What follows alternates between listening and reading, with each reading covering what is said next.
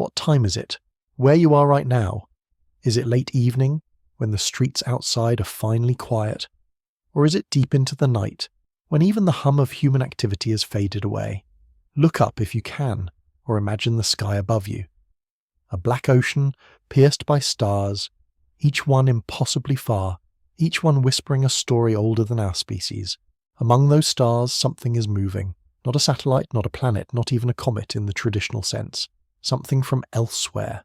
A messenger from another system, slipping silently across the gulf between suns. Astronomers have given it a name, 3I Atlas, the third interstellar visitor. But names are only a thin mask over our ignorance. We don't know what it really is. We don't know why it came, and as more data arrives, the stranger and more unsettling the picture becomes. Tonight, you and I will follow this mystery together. We will trace the discovery of 3I Atlas, examine the facts, and drift, slowly, softly, into the realms of speculation. Some theories are benign, some are wondrous, and some are terrifying. But all of them remind us of the same truth. The universe is not empty. It is alive with motion, with silence, and perhaps with intention. So take a deep breath, settle into your bed or your chair, and let the sound of my voice carry you through the night sky. Because something is very wrong with 3I Atlas, and this is only the beginning. Have you ever wondered how fragile our awareness of the universe truly is? Even with the most advanced observatories on Earth, most of the cosmos passes us by unnoticed. Countless objects, vast and ancient, sail across the darkness without ever leaving a trace in our records. We only glimpse them when chance allows their faint light or their fleeting trajectory to cross our narrow field of vision. It was in 2020, when humanity was still distracted by its own terrestrial struggles, that the sky delivered another reminder of our smallness. On the volcanic slopes of Hawaii, at the Mauna Loa Observatory, a telescope designed to patrol the heavens made a curious catch. This telescope was part of the Asteroid Terrestrial Impact Last Alert System, or ATLAS. Its mission was simple, almost humble, to spot small asteroids heading toward Earth to give us just enough warning before impact. A planetary insurance policy, scanning night after night, taking digital snapshots of the heavens. On one of those nights, ATLAS recorded something unusual, a tiny point of light that did not behave as expected. It was faint, almost unremarkable at first glance, but its motion across the starfield betrayed it. By comparing images taken hours apart, astronomers realized that this was no ordinary asteroid belonging to our solar system. Its trajectory told the tale. This object was moving too fast on too open a path to be bound by the sun's gravity. It had not been born here, it was a visitor, an interstellar traveller. The discovery was carefully logged. The designation was given 3I 2020 Q4, Atlas. 3I stood for Third Interstellar Object, following the first two cosmic surprises, ʻOumuamua, discovered in 2017, and comet 2I Borisov, discovered in 2019. For a moment, astronomers felt a sense of triumph. This was confirmation that interstellar objects were not once-in-a-lifetime curiosities, but perhaps a steady rain, drifting into our neighbourhood more often than we realised. The night sky, it seemed, was not as static as we had once believed. But this triumph was tinged with unease, because from the very beginning, 3I Atlas was strange. Imagine the astronomers on that night. Looking at their screens, they would have seen nothing more than a faint dot among thousands of others. Yet within that dot lay the story of another star system, another history, another past. Every interstellar object is a fragment of a distant place, a shard of alien geology perhaps, or the discarded scrap of some other cosmic process. The mathematics was straightforward. By mapping its orbit, scientists could project its path backward into deep time. 3I Atlas had not come from anywhere nearby. It had drifted perhaps for millions of years through interstellar space before its chance encounter with our solar system. The initial press releases were cautious. News articles declared the arrival of a new interstellar comet. There was a quiet excitement among astronomers, but no alarm, at least not yet. The wider public barely noticed. After all, the object was faint, invisible to the naked eye, and posed no threat to Earth. But among the small circle of those who studied the dynamics of the heavens, murmurs began. The data was odd, the numbers unsettling. What was 3I Atlas? At first glance it looked like a comet, a fuzzy halo of light surrounding a nucleus, suggestive of ices sublimating in the warmth of the sun. But the behavior of its coma, that glowing cloud, was inconsistent. Its brightness rose and fell in ways that defied easy explanation. Worse still, its approach trajectory was peculiar.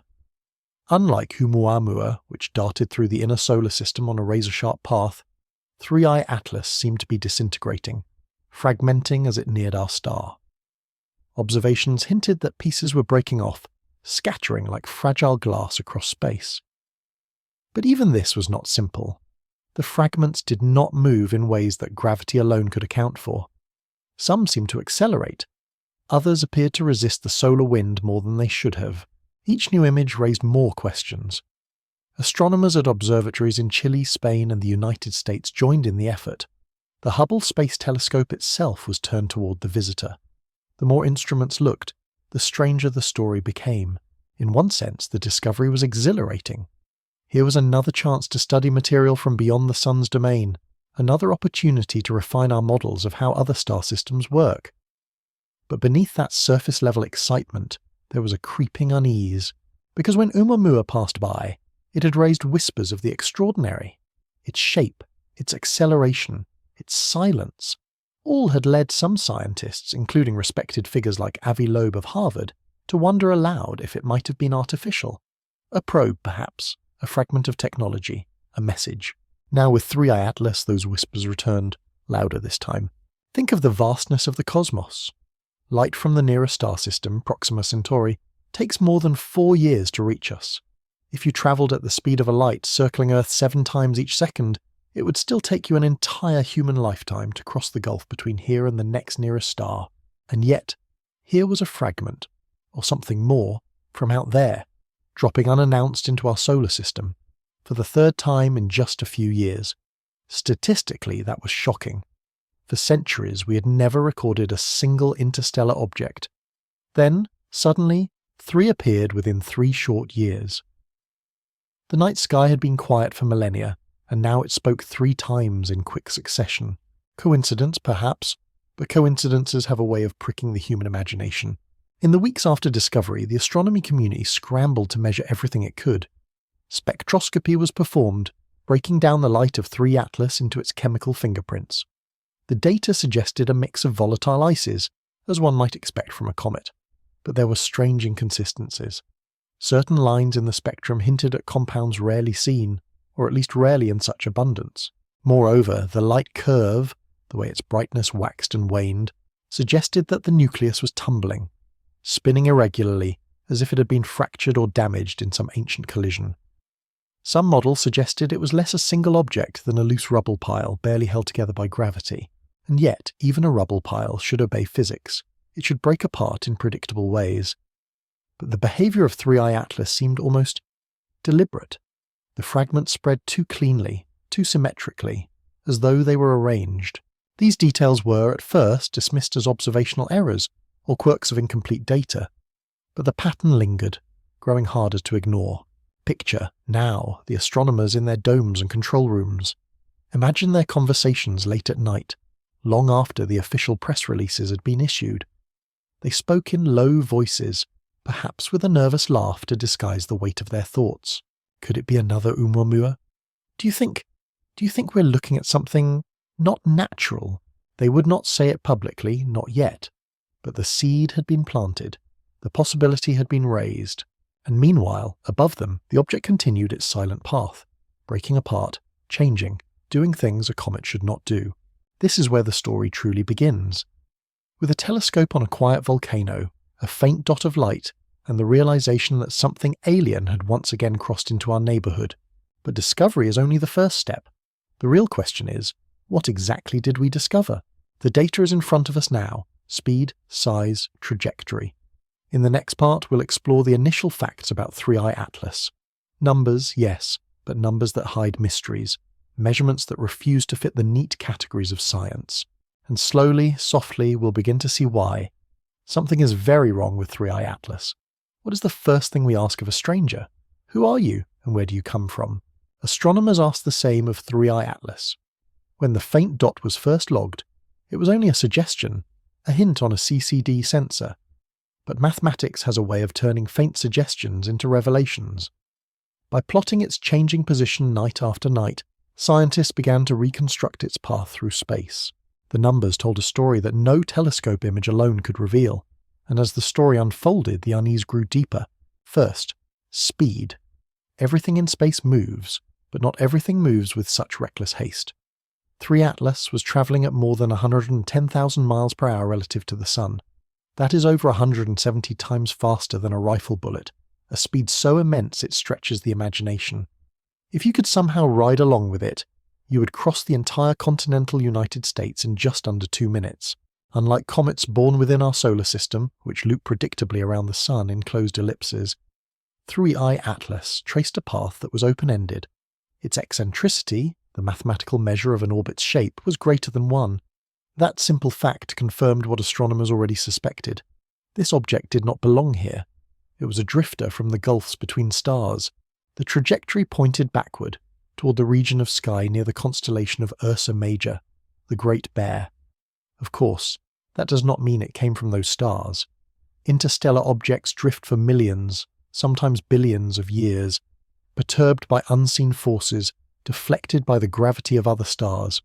By the time they stumble into our solar system, their true birthplace is a mystery lost to deep time.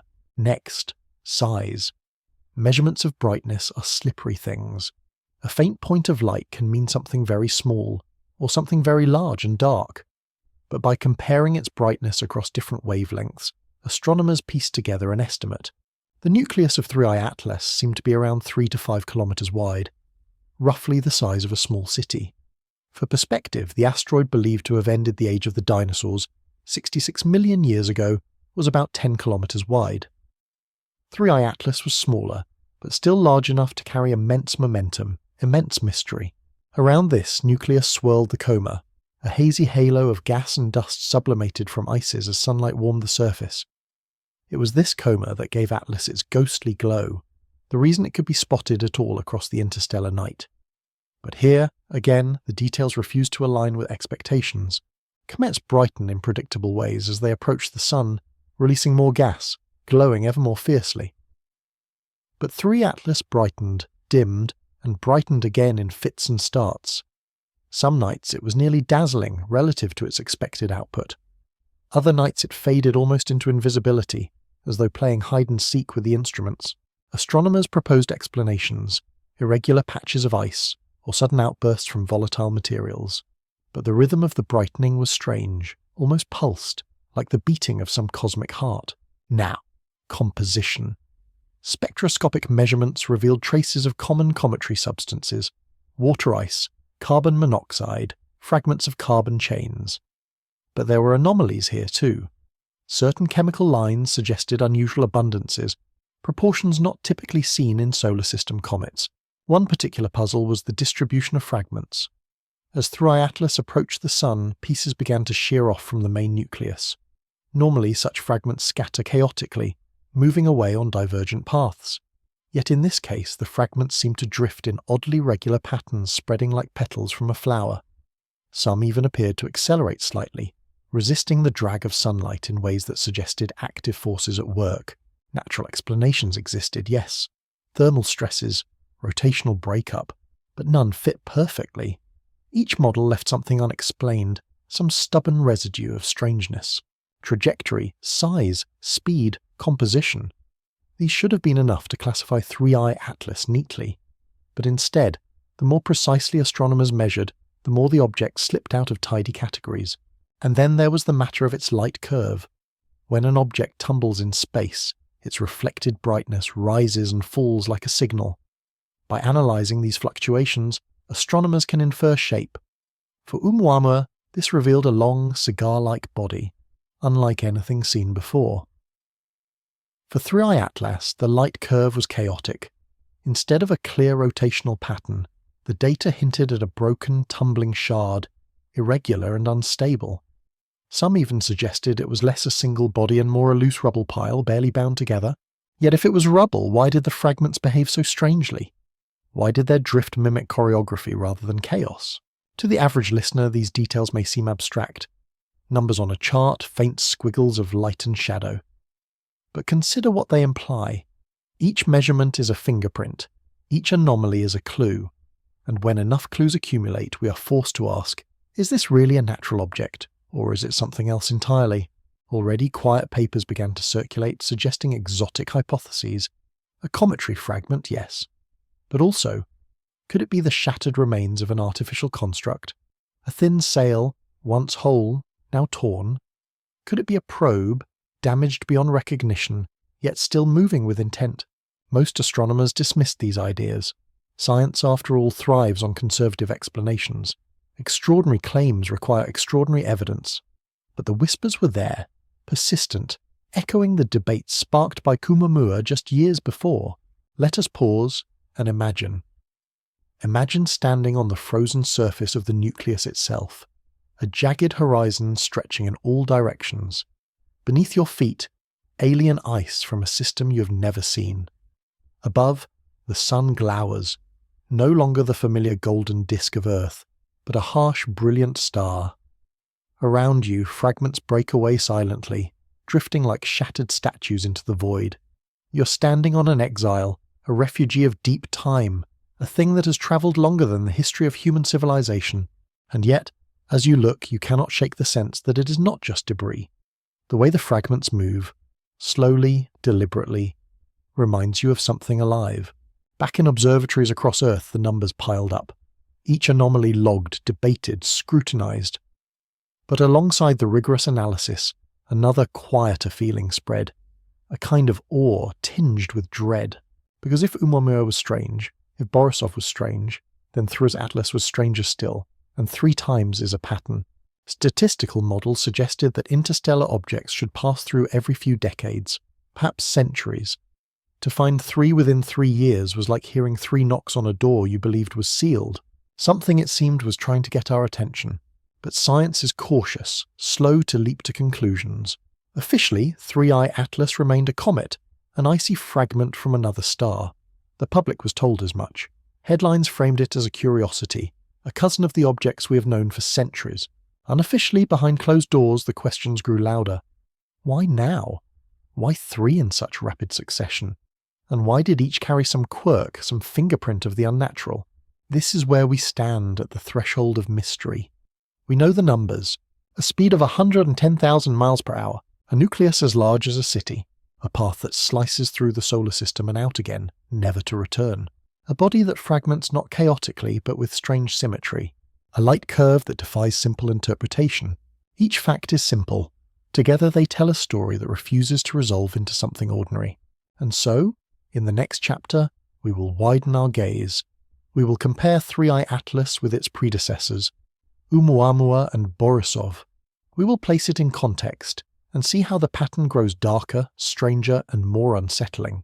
Because 3i Atlas is not just another interstellar visitor, it is part of a sequence, and sequences have meaning. When we look up at the stars, it is easy to imagine the cosmos as vast, silent, and empty. But every so often, it sends us a reminder. We are not isolated. We are not alone in the sense of being cut off. The galaxy is alive with motion, and occasionally something from far away brushes against our world like the wing of a passing bird. To understand 3i Atlas, we must place it in context. For although it is the 3rd interstellar visitor we have recorded, it is not the first. And when we compare it with those earlier arrivals, ʻOumuamua and Borisov, we begin to see that what might look like a coincidence is in fact a pattern. A pattern that grows stranger with each entry. ʻOumuamua, the first messenger. It was late 2017 when astronomers in Hawaii spotted a faint object moving against the stars. It was small, perhaps no more than a few hundred meters long, but its trajectory was unmistakable. Its eccentricity was greater than 1, which meant it was not bound to the sun. It had come from elsewhere. ʻOumuamua, a Hawaiian name meaning scout, or messenger from afar arriving first, was our very first confirmed interstellar visitor. It slid through the inner solar system on a hyperbolic orbit, passing within 24 million kilometers of the sun and then vanishing into the black. At first, it was classified as a comet, but it produced no coma, no visible tail. Some said it was an asteroid, a rocky fragment instead of an icy one. Yet even that did not hold, because ʻOumuamua displayed a subtle, inexplicable acceleration as it moved away from the sun. Radiation pressure, some argued. Outgassing from hidden ices, others said. But the data fit poorly. And then there was its shape. The light curve suggested something long and thin. Perhaps cigar-shaped. Perhaps flat like a pancake. Neither resembled the round, irregular lumps we usually see among asteroids. The debates raged. Was it a natural fragment? An exotic shard from some disrupted planetesimal? Or was it something more? A light sail, perhaps, a wafer-thin craft drifting on starlight. The idea was controversial, but it was voiced by respected astronomers like Avi Loeb. ʻOumuamua slipped away too quickly for us to know for certain. We were left only with questions, with data that refused to resolve into anything familiar.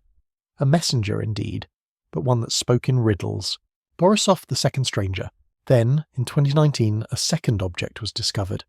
This time by an amateur astronomer, Gennady Borisov, using a homemade telescope in Crimea. Named 2I Borisov, it was clearly a comet. It had a coma, a tail, and it behaved in many ways like the icy wanderers of our own solar system. But its chemistry revealed differences. The abundance of certain gases, particularly carbon monoxide, was unusual, suggesting it had formed in conditions very different from those that shaped comets here. If ʻOumuamua was too strange, Borisov was almost too ordinary. It reassured astronomers that interstellar comets existed, that the galaxy was littered with icy fragments drifting between the stars. Perhaps ʻOumuamua was just an oddball, a one-off curiosity. Borisov restored balance, but only briefly. Atlas, the third visitor. Then came 2020, and with it, 3 Atlas. Another faint speck, another trajectory from beyond. But unlike Borisov, Atlas soon revealed itself to be anything but ordinary. It fractured, breaking into pieces in ways that looked almost staged. Its brightness fluctuated strangely, as though responding to hidden rhythms. And while it displayed some characteristics of a comet, others were inexplicable. 3 visitors in as many years. After centuries with none, the sequence could not be ignored. A pattern in the visitors. Step back for a moment. Imagine these 3 objects as a trilogy. ʻOumuamua, too strange to explain, an enigma of shape and motion whispering of possibilities beyond the natural. Borisov, reassuringly normal but chemically exotic. Proof that interstellar debris exists in abundance. Atlas, a return to strangeness, breaking apart, behaving as though guided by something we do not understand. It is as though the cosmos is telling us a story in 3 acts. The first act, mystery. The second, reassurance. The third, revelation. Could it be coincidence? Certainly. The universe is vast and chance can mimic design. But patterns hold power over the human mind. When we see 3 knocks on a door, we wonder who is knocking. When we see 3 messengers, we wonder who sent them. The galactic context. Astronomers have long suspected that interstellar objects must exist in vast numbers. Every time planets form around a star, countless chunks of rock and ice are ejected into the void. The galaxy, therefore, should be teeming with these exiles. For billions of years they drift silently, like seeds on the cosmic wind. By some estimates, there may be trillions of such objects passing through the Milky Way at any given time. Our solar system, small though it is, should be intersected by them regularly. And yet we only began to notice them recently. Why? Because until the last decade our surveys were too narrow, our instruments too blunt. Only with modern wide-field telescopes like Pan-STARRS and dedicated sky surveys like Atlas have we gained the sensitivity to notice faint, fast-moving dots. In that sense, it is not strange that we have detected 3 visitors in such quick succession. It may be that they have always been arriving unnoticed, and only now are we able to catch them. But here lies the disquiet. If they are common, why are the first 3 so strange? Why is the very first one inexplicable, the second chemically exotic, and the third breaking apart in impossible ways? Out of trillions, why do the first 3 we see all defy expectation? It is as though we have opened a door onto the galaxy, and the first things to step through are not ordinary representatives but special cases. The odds alone strain credulity. Human context. Think of how these discoveries unfold in human time. ʻOumuamua was found in 2017, Borisov in 2019, Atlas in 2020. 3 arrivals within the span of just 3 years. Years in which humanity itself was shaken by global crises, pandemics, political turmoil, the fragility of our own systems exposed. Some saw symbolism, as though the cosmos was timing its revelations to our moments of weakness. Of course, the universe does not care about human calendars, and yet coincidences weigh heavily on the imagination, the weight of 3. There is a saying in folklore, once is chance, twice is coincidence, 3 times is a pattern. 3 interstellar visitors, each with its own anomaly, each discovered by human eyes only after centuries of blindness. And so we return to 3 Atlas, the third knock at the door. Unlike Borisov, it does not reassure. Unlike ʻOumuamua, it does not vanish before we can study it. It lingers, it breaks, it confounds. When we compare the 3, we see an arc. The first was a whisper of the impossible, the second a breath of the ordinary, the third is something else, something that refuses to be categorized. If there is a message here, we do not yet know how to read it, but the sequence itself feels like a message. A soft reflection. Pause now, breathe deeply. Picture yourself beneath the night sky, the constellations slowly wheeling overhead. Somewhere out there, invisible to your naked eye, fragments of another world drift across the solar system. You cannot see them, but they are real. They have travelled longer than human history, and tonight they pass quietly above your head. Do you feel small, or do you feel connected, part of a galaxy alive with motion? Perhaps both. That is the gift and the curse of cosmic context. It humbles us, even as it binds us into something larger, toward the first anomaly, but wonder always carries a shadow.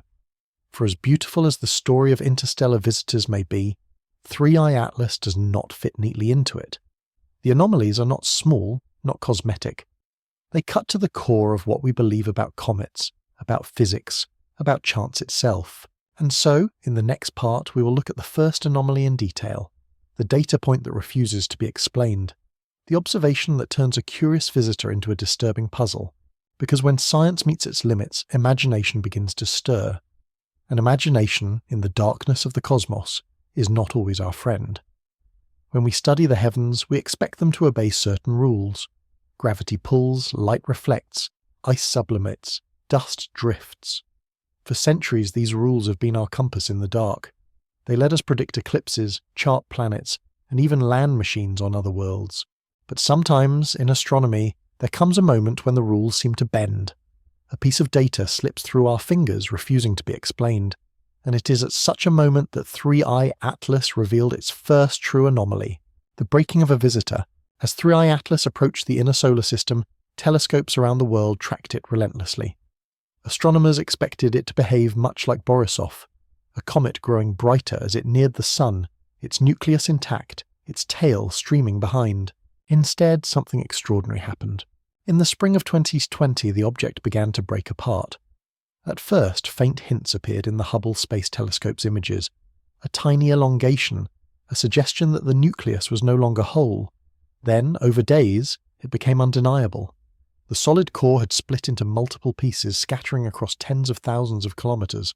Fragmentation is not, in itself, unusual for comets. Many are fragile, little more than piles of rubble glued together by ices. As they heat, stresses build, and they shatter. But the way Atlas fractured was deeply strange. A pattern in the fragments. When a comet breaks apart, its fragments usually scatter chaotically. Each piece spins, drifts, and follows its own slight deviation from the parent orbit. The debris cloud spreads like smoke, a disordered bloom. But not Atlas. Its fragments seemed to separate in clean lines. They maintained consistent spacing, as though arrayed deliberately. Some moved faster than expected, accelerating as if pushed. Others resisted solar radiation more strongly than physics predicted. To observers, it was unsettling. The fragments were too well behaved, too ordered, almost like a formation. Imagine breaking a glass on the floor. The shards fly outward, jagged and random. But imagine instead that the glass splits into neat triangles, sliding smoothly apart, as though guided by invisible hands. That was the impression 3i Atlas gave. The brightness mystery. The fragments also glowed strangely. Their brightness waxed and waned, not in a steady fade, but in a rhythm. One fragment would flare, shining briefly brighter than it should, then dim again. Another would follow, as though responding. Astronomers tried to model the phenomenon. Perhaps jets of gas were erupting from pockets of ice, sending fragments spinning and glinting in sunlight. But the timing was peculiar. Too regular, too sequential. The light curve looked less like natural chaos and more like a pulse, a heartbeat. The first anomaly whispered through the numbers, the acceleration puzzle. Then there was the matter of acceleration. ʻOumuamua had startled scientists by speeding up slightly as it left the sun, a quirk attributed, perhaps, to outgassing. Atlas II displayed deviations from a purely gravitational trajectory, but here too the deviations were strange. Some fragments seemed to resist the outward push of sunlight. They slowed, as though something unseen was holding them back. Others darted forward with subtle but measurable thrust. Taken individually, such anomalies might be shrugged off. Dust pressure, outgassing jets, measurement errors. But taken together, ordered fragmentation, rhythmic brightening, irregular acceleration, the picture grew harder to dismiss. Whispered questions. Within observatories and astronomy departments, the questions began. What are we really looking at? Is this a comet at all? Why does it feel like the pieces know where to go? Of course, no scientist would put it so bluntly in a paper. The official language was cautious, hedged, conservative. Words like unexpected, anomalous, difficult to reconcile. But between colleagues, over coffee or in late-night emails, the whispers grew. The pattern looked too deliberate, too much like choreography. Was it possible, even faintly, that 3 Atlas was not just breaking apart but reconfiguring? A human reflection. Pause here. Imagine yourself not as an astronomer at a computer, but as a lone observer under a cold night sky. Through your telescope you see fragments of a comet drifting like lanterns. At first, you tell yourself it is natural, just ice, dust, physics. But as the hours pass, the fragments seem to hold their pattern. They move apart with a calmness that feels almost alive. And in your chest you feel the faint, irrational sensation of being watched. This is how anomalies work. They begin as numbers, but they end as feelings. And the first anomaly of 3I Atlas carried with it the feeling of intention. Attempts at explanation. Of course, astronomers tried to explain it. 3 main theories circulated. Thermal stress. Perhaps the sun's heat had simply fractured the fragile body. Comets are notoriously weak, riddled with cracks. But thermal stress alone could not account for the ordered patterns of the fragments. Rotational breakup. Some suggested the comet was spinning rapidly, and centrifugal forces tore it apart. That might explain symmetry, but the observed light curve showed chaotic tumbling, not a clean spin. Outgassing jets. Gas erupting from subsurface ice could, in theory, push fragments into unusual motions. But to produce the observed acceleration patterns, the jets would need to be aligned with uncanny precision. Each theory solved part of the puzzle, but not the whole. There was always something left over, a residue of strangeness that refused to be cleaned away. The shadow of ʻOumuamua. Inevitably, comparisons arose with ʻOumuamua. That object too had defied explanation. That object too had accelerated mysteriously. Could the two be related? Were we seeing not random fragments, but 2 stages of a single phenomenon, or worse, a single design? ʻOumuamua had been nicknamed a scout. If so, what was Atlas? A follow-up? A decoy? A second piece of a larger puzzle? Such questions were not voiced publicly. They remained in the shadows of speculation. But they haunted the data nonetheless. A cliff at the edge of science. And so the first anomaly of 3 Atlas was recorded. Its impossible breakup. Not impossible in the sense that physics could not describe it, but impossible in the sense that every description felt forced, unsatisfying. The fragments obeyed patterns no comet should follow. The brightness pulsed like signals no dust cloud should emit. The accelerations whispered of forces no natural body should exert. The deeper astronomers looked, the more they felt they were staring not at an accident but at a process. Something unfolding according to rules we did not understand. A pause for breath. Take a moment now. Close your eyes. Picture the night sky, infinite and silent. Then imagine a distant fragment, glowing faintly, drifting through the void. A shard from another world, yes, but also perhaps a shard of something built, not born. Do you feel fear, or awe, or both? Let the feeling settle softly in your chest. For fear and awe are often the same emotion, wearing different masks. Toward the breaking point. This, then, is the first anomaly of 3I Atlas. Its breaking, its scattering, its pulse. Not merely a cometary accident, but a riddle dressed as a ruin. And this was only the beginning, because soon the scientific community would begin to pile up explanations one on top of another, each natural, each rational, each plausible. But one by one, each would fail. Each would crumble under the weight of the data. And with every failure, the unsettling possibility would grow louder.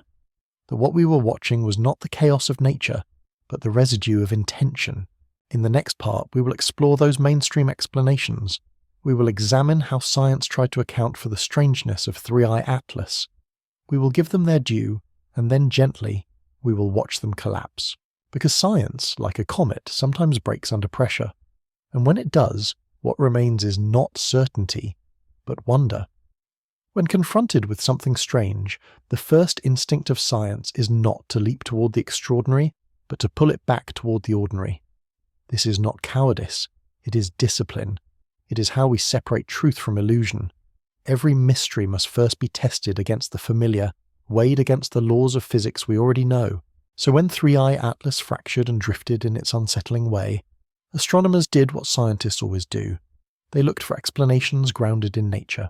And there were several candidates, each reasonable, each elegant in its own way, each reassuring, at least at first. Thermal stress, the heat of the sun. The simplest explanation was also the oldest. Heat. Comets are fragile. They are not solid worlds like planets or moons, but loose collections of dust and ice, stitched together by gravity and frozen glue. When the warmth of the sun touches them, stresses build inside, cracks form, pressure rises, eventually they split apart. We have seen this countless times. Comets that brighten suddenly, then dissolve into clouds of fragments. Comets that break into spectacular trains of glowing debris, spreading across the night like pearls on a necklace. So perhaps Three-Eye Atlas was no different. It had travelled for millions of years in the frozen dark between stars.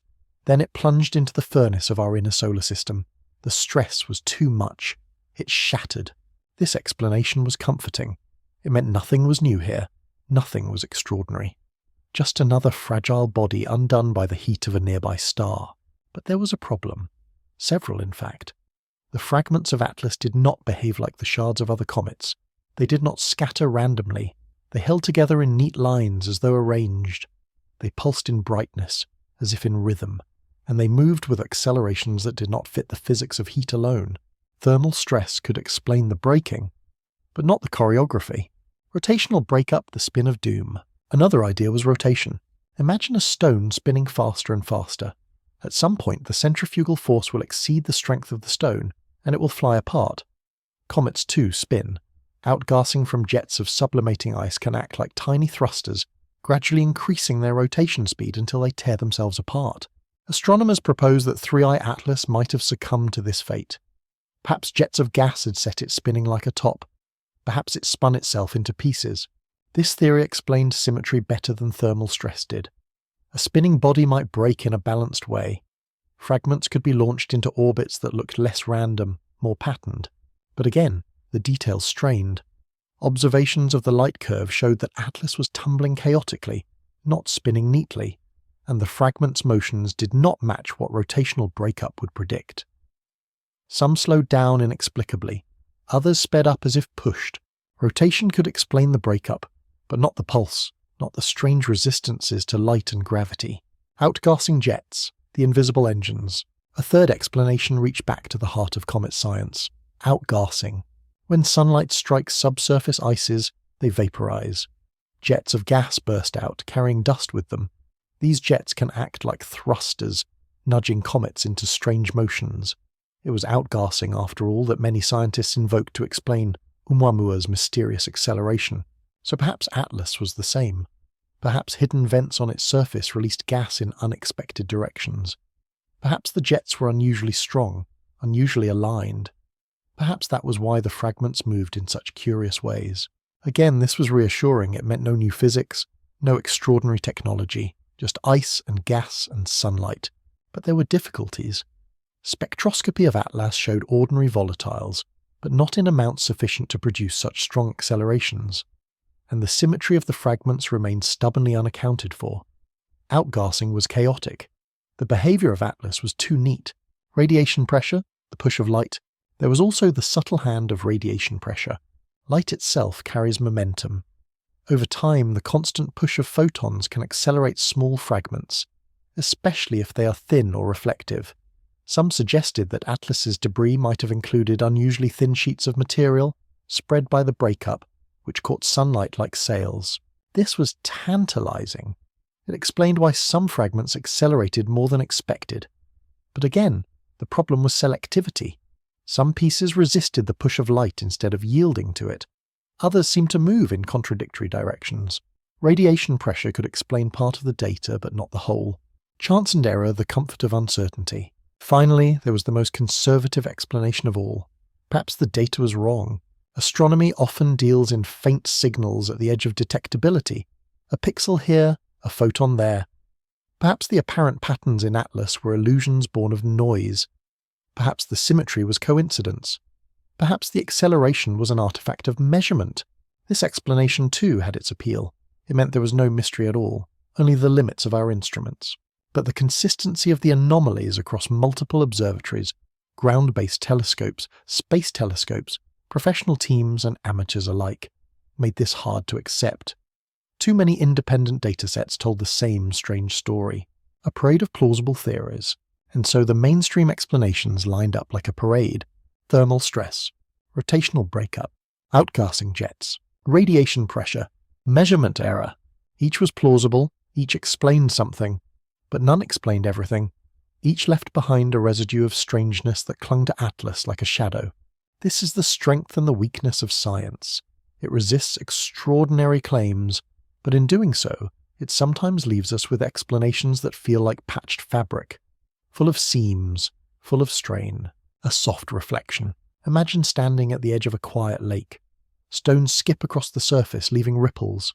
Most ripples are simple, easy to understand. But then you see one that curves strangely, bends against expectation. You throw more stones, test more theories. Some ripples come close, but none match. And still, the strange ripple spreads outward, defying your understanding. That ripple is Atlas, a simple event, a comet breaking apart, that left behind waves of data we cannot smooth away, holding back the unspoken. For now, most astronomers stayed cautious. They published their theories, hedged with uncertainty. They kept their speculations private or whispered them only to trusted colleagues. Because to leap too quickly toward the extraordinary risks ridicule, to say aloud what some already wondered, that Atlas looked intentional, that its fragments moved like a formation, was to step outside the safety of science. And yet, as the data piled up, the silences grew heavier. A cliffhanger. Here, then, is where we pause. We have given the mainstream explanations their due. We have honoured the discipline of science, the instinct to pull the extraordinary back into the ordinary. But in the next part, we will watch those explanations begin to collapse.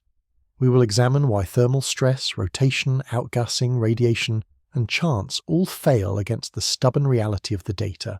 And when they fail, we will be left standing at the edge of a greater abyss, the place where science falters and speculation begins. Science is cautious. It gathers possibilities, tests them against the evidence, and keeps what survives. But with 3G Atlas, each natural explanation, when placed under the weight of its own evidence, began to fracture. One by one, the safe answers unravelled, until what remained was the silence of uncertainty. Tonight, we walk through that unravelling. Together, slowly, gently, we will see why every natural theory failed to contain this mystery. Thermal stress, too neat for chaos. The first suspect was heat. As sunlight poured into Atlas's frozen surface, the fragile body fractured. This was the most obvious explanation. We had seen it before in comets like 73P Schwarzmann-Wachmann, which shattered spectacularly in 1995, scattering across the sky. But there is a signature to thermal stress: chaos. When comets split under heat, fragments scatter unevenly. Their trajectories diverge wildly. The debris cloud is messy, unpredictable, asymmetrical. Atlas, by contrast, fractured into clean lines. Its fragments held regular spacing. Some slowed down as if resisting a push, others sped up as though propelled. The symmetry was too strong, too deliberate. Heat explains breaking but not choreography. To insist otherwise is to mistake order for accident. Rotational breakup, the tumbling truth.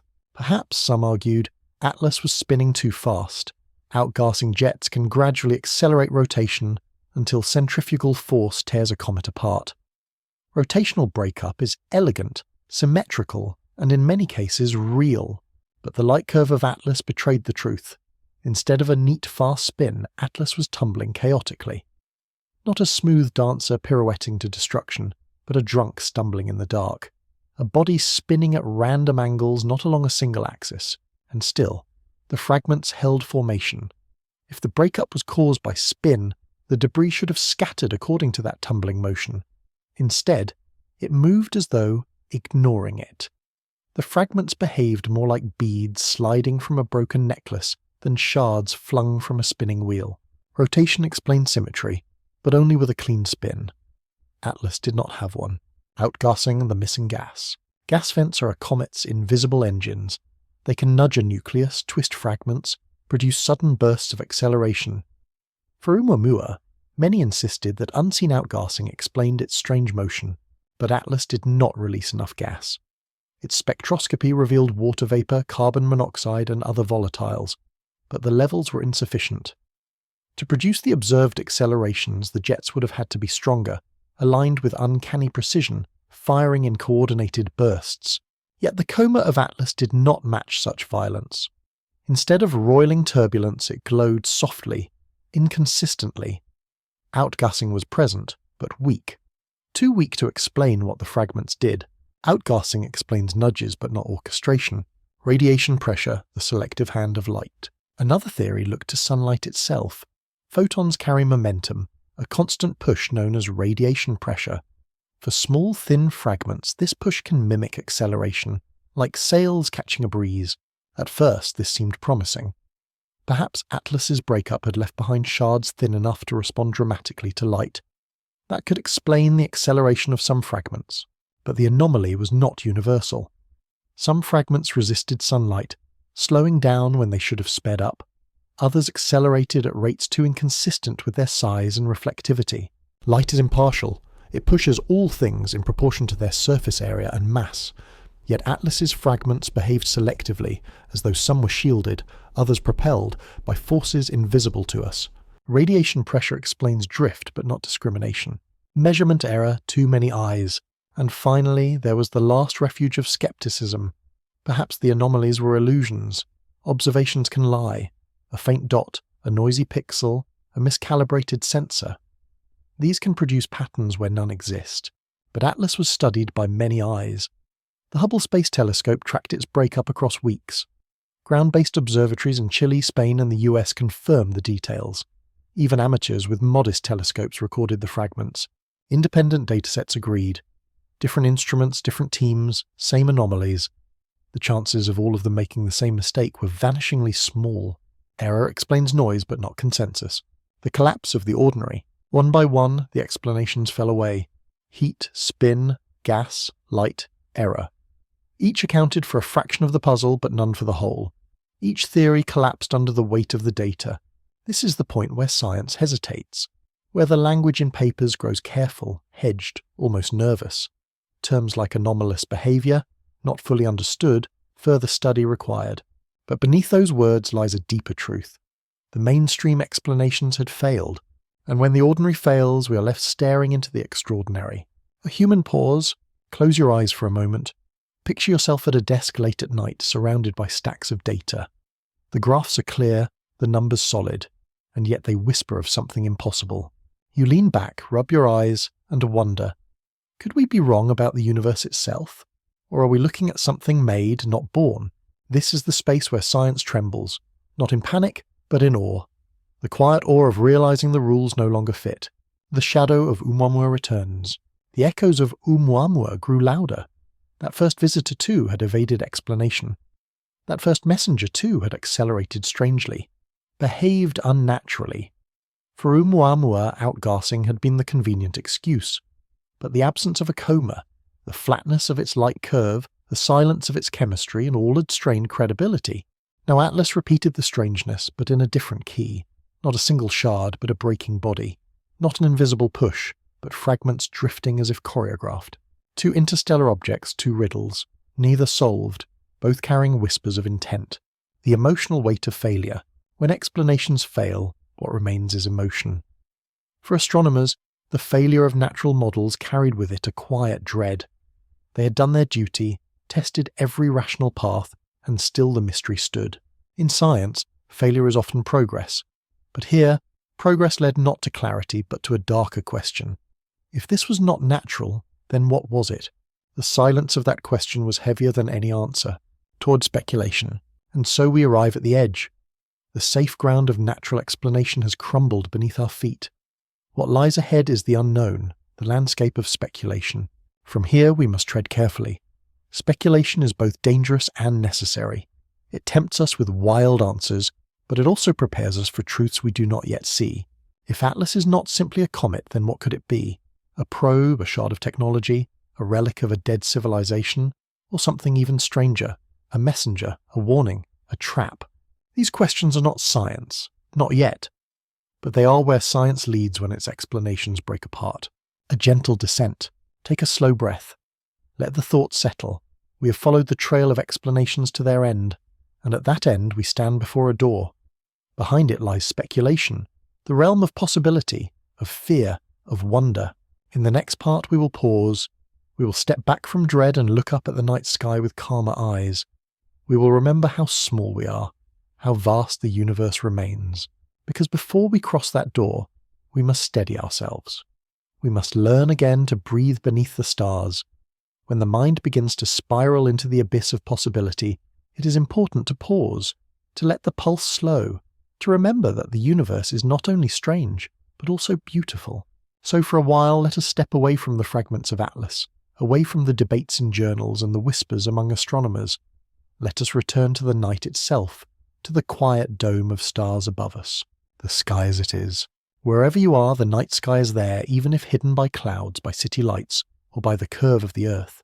The stars burn regardless. Their light travels for thousands, even millions of years, just to arrive at your eyes. That means when you look up, you're not seeing the present, you're gazing into the past. The nearest star system, Alpha Centauri, is over 4 light years away. If you see its light tonight, it left before the pandemic years, before recent events reshaped our world. Other stars you see left their light when Rome was still an empire, when humans first painted caves, when no human yet lived at all. To look at the stars is to time travel, quietly, gently, without effort. Earth beneath the cosmos. Now imagine Earth itself suspended in this ocean of night. Our world is small, a blue and white bead just over 12,000 kilometers wide, wrapped in a film of air thinner than the skin of an apple. Everything you know, everything you have ever loved exists within that fragile layer. From the perspective of interstellar space, Earth is less than a grain of dust, a brief flicker in the endless dark. Yet here we are, aware of it, conscious, able to look up and ask, why? It is humbling, and also comforting. Because if we are small, so too are our fears. The cosmos is vast enough to hold them without effort. The slow turning, the stars do not rush. They move with glacial patience, circling the poles in long arcs. The constellations you recognize tonight are the same ones your ancestors saw. Orion, stretching across the winter sky. Scorpius, curling along the summer horizon. The Big Dipper, always pointing the way. Human lives are brief. Civilizations rise and fall, but the stars endure. Their slow turning across the sky is the universe's heartbeat. Take a moment now, inhale, then exhale, slowly. Match your breath to that turning. Let the steadiness of the stars become your own steadiness, the ocean of silence. Between the stars lies darkness, but it is not empty. Every patch of black sky, when examined by telescopes like Hubble, reveals thousands of galaxies. Each galaxy holds billions of stars. Each star may host planets. Each planet may harbour stories we cannot yet imagine. When you close your eyes and listen, silence surrounds you, but silence is not absence. It is possibility. In the same way, the black between the stars is possibility stretched across infinity. Let that silence soothe you, not frighten you. The cosmos does not hurry, it does not demand, it simply is. Humanity's small fires. Now think of Earth again. Our species has existed for only 200,000 years, less than a blink in cosmic time. For most of that span, we lit no fires in the sky. Only in the last century have we reached upward, launching satellites, space stations, telescopes. To an interstellar traveller, our signals, radio waves, faint bursts of light, are nothing more than whispers. Faint fires at the edge of a great forest. They spread outward at the speed of light, but have not yet reached even the nearest 1,000 stars. We are small, our fires fragile, and yet the fact that we can look outward, that we can measure, calculate, and wonder is extraordinary. We are tiny, but not silent. A gentle imagination. Close your eyes once more. Imagine yourself floating above Earth, weightless, watching the curve of the planet roll beneath you. The continents drift by. Clouds swirl. The auroras shimmer like curtains of green fire. Above you, infinite black. Not threatening, but calm. The stars are not eyes watching you, but lanterns burning in the distance. You are alone, and yet you're surrounded by light. There is no need to rush to answers. The cosmos does not reveal itself in haste. The rhythm of wonder.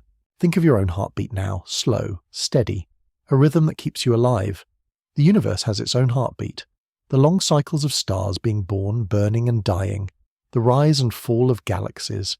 The passing of interstellar visitors like Atlas. To us these events seem chaotic, unsettling. But to the universe, they are simply the pulse of time, a rhythm that has continued for billions of years and will continue long after us. Let that rhythm soothe you. You are part of it. A brief note in an infinite song. A story still being told. Yes, there are anomalies. Yes, Three-Eye Atlas does not behave as expected. But the story is still being written. Every comet, every fragment, every unexplained acceleration is another line in a cosmic poem. We are still at the beginning. The fact that we do not understand everything is not a failure. It is a gift. Mystery is what makes the universe alive. If everything were known, there would be no reason to look up. So tonight, allow yourself to rest in the unknown, not to solve it, not to fear it, but simply to dwell within it. A soft return. As you lie in the quiet of your own room, remember this. The stars above you are steady. They will rise again tomorrow. The universe is vast enough to contain your questions, your worries, even your dreams. Atlas may puzzle us.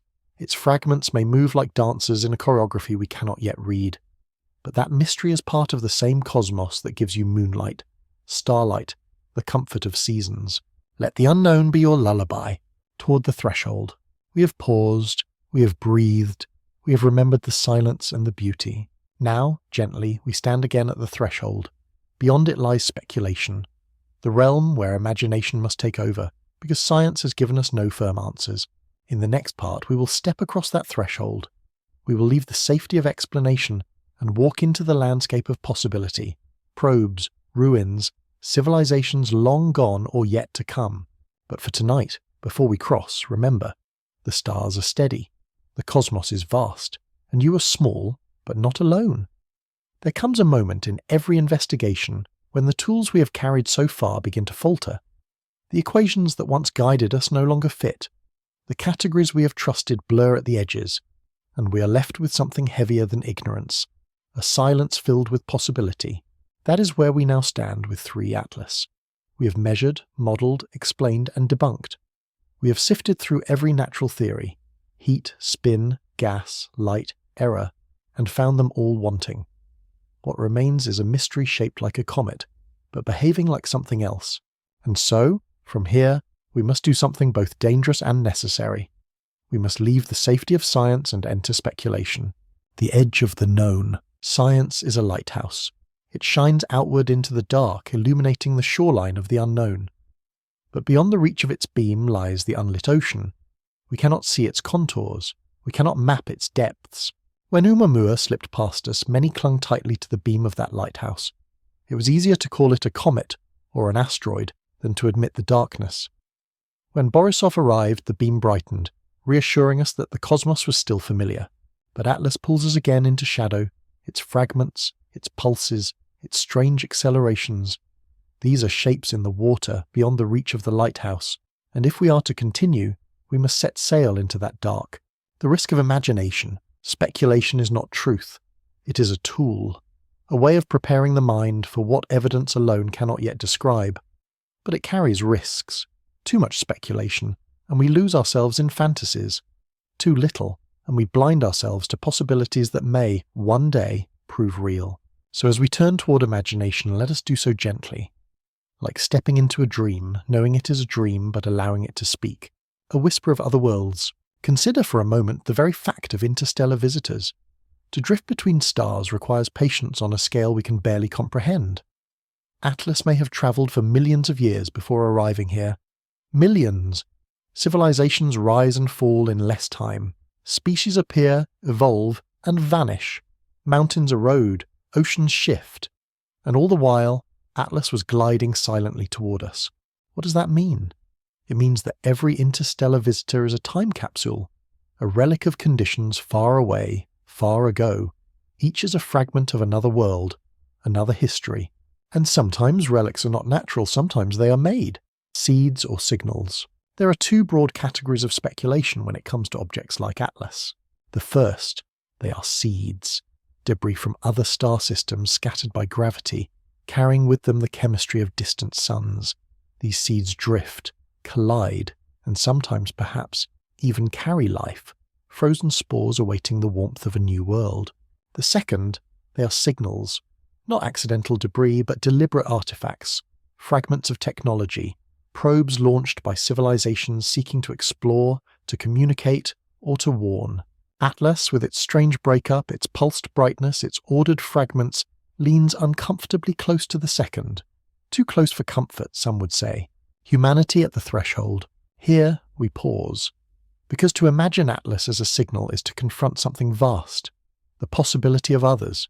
Not microbes hidden on distant moons, but civilizations that build, launch, and endure across the gulfs of space. This possibility unsettles us because it places humanity in context. We are no longer unique, no longer the first to ask the questions we ask, no longer alone in our fears, our dreams, our fire, and that perhaps is the true pivot. Not from science to speculation, but from solitude to plurality. The comfort of the stars. Yet even as we step into speculation, let us not abandon calm. The night sky above you remains unchanged. The stars turn slowly. The earth still spins beneath your feet. Nothing immediate threatens us. Speculation is not catastrophe, it is preparation, a widening of the lens. So breathe deeply, and imagine the stars not as distant strangers, but as neighbours whose light has simply taken longer to arrive. Why speculation matters. Why speculate at all? Why not simply wait for better data? Because history shows us that imagination precedes discovery. We dreamed of other worlds before telescopes confirmed them. We imagined invisible forces before gravity was defined. We envisioned machines of flight before wings were built. Speculation is the rehearsal for revelation. By imagining, we prepare ourselves to recognize the extraordinary when it finally arrives. Atlas as a mirror. Think of Atlas not only as an object but as a mirror. It reflects not just light, but our own uncertainty back at us. We look at its fragments and see our own fragments of understanding. We look at its pulses and feel our own heartbeat quicken. Perhaps the greatest significance of Atlas is not what it is, but what it forces us to consider. That the universe is more alive, more intentional, more mysterious than we have dared to admit. The door ahead. So here we are, at the doorway of speculation. Behind us lies the careful discipline of science, still valuable, still necessary. Ahead of us lies imagination, unsteady but luminous. From here we will step into the first speculative horizon. That Atlas is not simply debris but perhaps a probe, a fragment of alien technology, damaged, drifting, yet still leaving fingerprints of its origin in the patterns of its breakup. What kind of civilization could build such a thing? What purpose might it serve? What timescales would it imply? These are the questions we will face as we cross into the next phase of our journeys. A gentle pause. For now, let the thoughts settle softly. You are lying beneath the stars, listening to a voice carry you deeper into the mystery. Nothing demands urgency. Nothing insists on fear. Speculation is not a scream, but a whisper. And whispers can be comforting, even when they speak of things beyond our understanding. So breathe again. The universe is vast, the night is steady. The mystery of Atlas waits for us, patient as the stars, toward speculation. In the next part, we will allow ourselves to imagine. We will take the first speculative step, that Atlas may not be natural at all, that it may be a probe or debris from an alien civilization. From there, the path will darken, but tonight, in this moment, let the calm remain. Let curiosity replace fear. Let the unknown be not a threat, but an invitation. Because the universe is speaking, and Atlas may be its voice. What if we are not looking at a comet at all? This is the question that lingers at the edges of every data set, every failed explanation. A question too dangerous to print in most journals, yet too insistent to silence. If 3i Atlas is not merely a fragile block of ice, if its fragments do not move by accident, then perhaps we are seeing something else entirely. Something once built, not born. From here onward, we leave the well-lit shore of science and sail into the sea of speculation. Let us do so carefully, calmly, as though walking through a dream. The hypothesis of the probe, the first speculative horizon, is simple. Perhaps 3i Atlas is not debris from a comet, but the wreckage of a probe. Imagine, far away, a civilization older than ours by 1 million years. They too look up at their night sky. They too wonder if they are alone. At some point, imagination turns into engineering. They build machines, scouts, messengers, explorers. They cast them into the dark between stars, patient as seeds on the wind. Over millennia, those machines drift. Some reach their targets, others fail, some break apart, but even broken, they carry the fingerprints of design, symmetry, rhythm, intent. To us, their fragments might look like comet shards, but their motions might betray them. Their breakup might not be chaos, but choreography. Atlas, with its ordered fragments and pulsed brightness, whispers of this possibility, a machine disguised as a comet, or perhaps simply mistaken for one.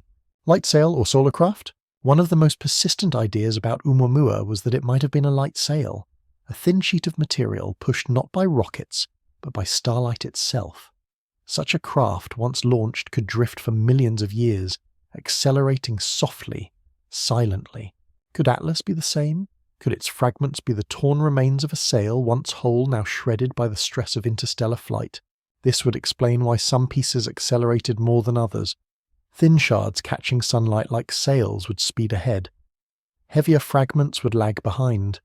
The choreography of the breakup might not be chaos, but the deliberate unfolding of engineered material. If this is true, then Atlas is not merely a traveller. It is evidence that someone, somewhere, learned how to ride the light of stars. For Neumann Echoes, another possibility rises from the darker corners of speculation: self-replicating probes. Theoretical machines that harvest raw materials from asteroids and comets, building copies of themselves, spreading exponentially across the galaxy. If such probes exist, we might expect to find them in disguise, hidden among natural debris. A comet that breaks into fragments which then move in strange, self-similar ways might be one such disguise. What if Atlas was not failing but replicating? What if the fragments were not accidents but offspring? Each shard a seed, carrying the blueprint of the whole. To imagine this is to confront something unsettling, that the galaxy could already be filled with such machines, unnoticed until their disguises falter. The hypothesis of debris. But perhaps Atlas is not a working probe, not even the remains of one. Perhaps it is wreckage. Consider the age of the galaxy. Over 13 billion years. Civilizations may have risen and fallen countless times. Their machines, like fossils, may still drift. Ruins of technology, long dead, carried by interstellar tides. In this view, Atlas is cosmic archaeology, not a living probe, but the broken bones of one. Its fragments move strangely, not because they function, but because they retain the shape of their original design. Even in ruin, intention lingers. Think of ancient shipwrecks on Earth. The wood rots, the sails decay, but the iron nails remain in pattern, hinting at what once was. Atlas might be such a wreck, a memory of a machine whose makers are long gone. Timescales beyond imagination. If Atlas is artificial, a probe or debris, it implies timescales far beyond our own. It may have launched before humans discovered fire, before mammals evolved, before Earth itself had cooled. It may have been adrift for tens of millions of years, waiting, failing, fragmenting, and finally, by chance, arriving here. This is perhaps the most difficult idea to hold. Our species has existed for only 200,000 years. Our machines have flown in space for less than a century. The thought of a probe millions of years old stretches our imagination to its breaking point, and yet the galaxy allows such scales. The implications of design. If Atlas is a probe, the implications are vast. It would mean we are not the first to seek the stars. It would mean the galaxy is already mapped, already sown with messengers. It would mean the silence of space is not emptiness, but the echo of countless journeys. If Atlas is debris, the implications are darker still. It would mean civilizations do not endure. It would mean their machines outlive their makers. It would mean the ruins of others drift silently past, reminders of how fragile intelligence may be. Either way, the discovery would reshape us. It would shift our place in the cosmos from solitary dreamers to latecomers at a gathering already long underway. A gentle visualization. Close your eyes now. Picture Atlas not as a comet, but as a broken machine. A long sail, shredded, a cluster of modules drifting apart, a signal once clear, now stuttering. Imagine floating near it, watching its fragments glint as they catch sunlight. Each shard the relic of an intention older than human memory.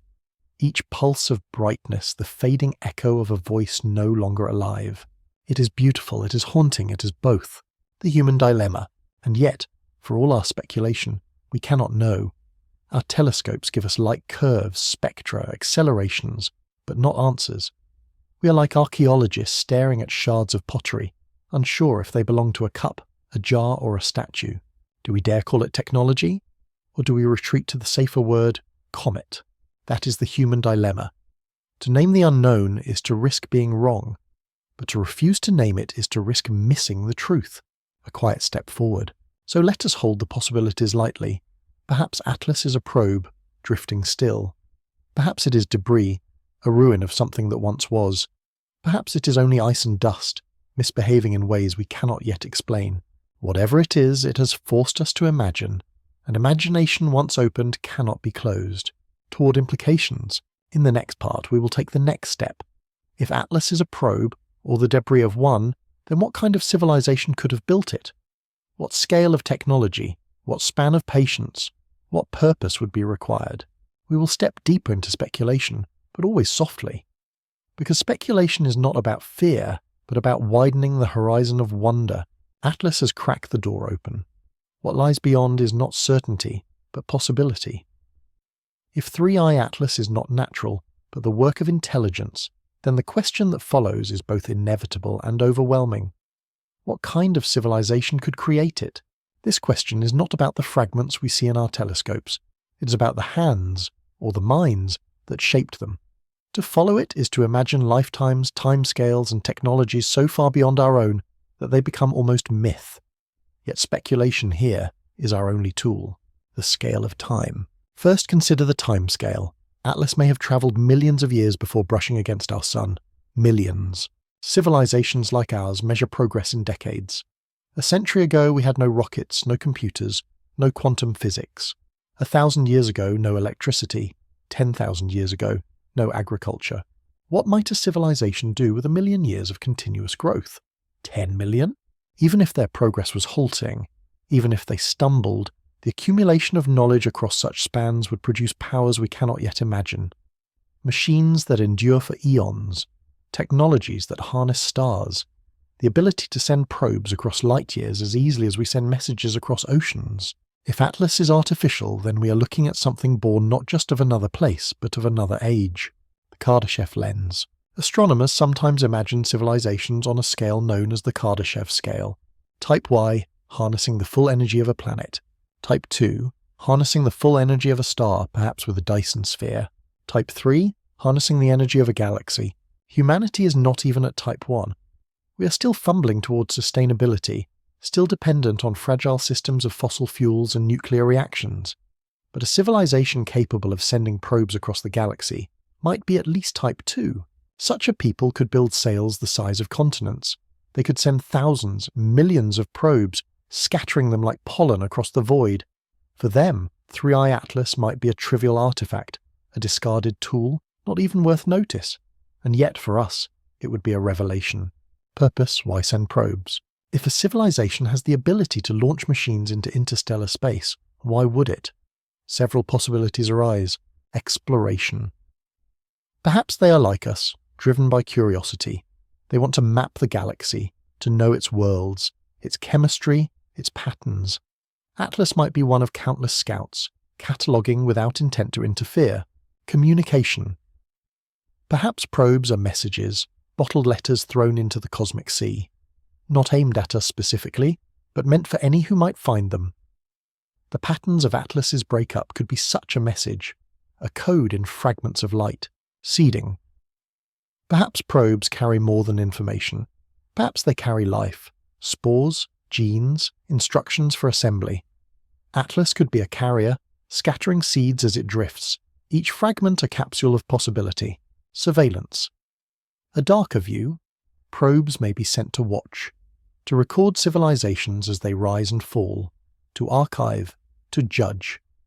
In this view, Atlas is not a seed but an eye, disguised in dust and ice. Defense or trap darker still, probes may not be neutral at all. They may be weapons, scouts of warning systems, fragments of a strategy older than we can fathom. In the logic of the dark forest, where survival depends on striking before being struck, Atlas could be a silent trigger, the indifference of scale. Whatever their purpose, civilizations capable of launching Atlas may not see us at all. To them, we are like ants observing an abandoned drone. Our telescopes may not even scratch the surface of their design. Their technology may operate on scales, atomic, quantum, gravitational, that our instruments cannot perceive. If Atlas is a probe, it may not even be active. Its mission may have ended eons ago. Its makers may be extinct. It may be nothing more than driftwood, a fossil in flight. And yet, even as driftwood, it matters, because it proves the ocean is inhabited. The Fermi paradox revisited. For decades, humanity has wrestled with the Fermi paradox.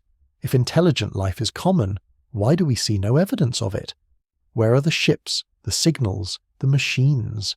ʻOumuamua was the first whisper that perhaps the machines are there, only disguised as natural objects. Borisov reminded us that interstellar debris is real.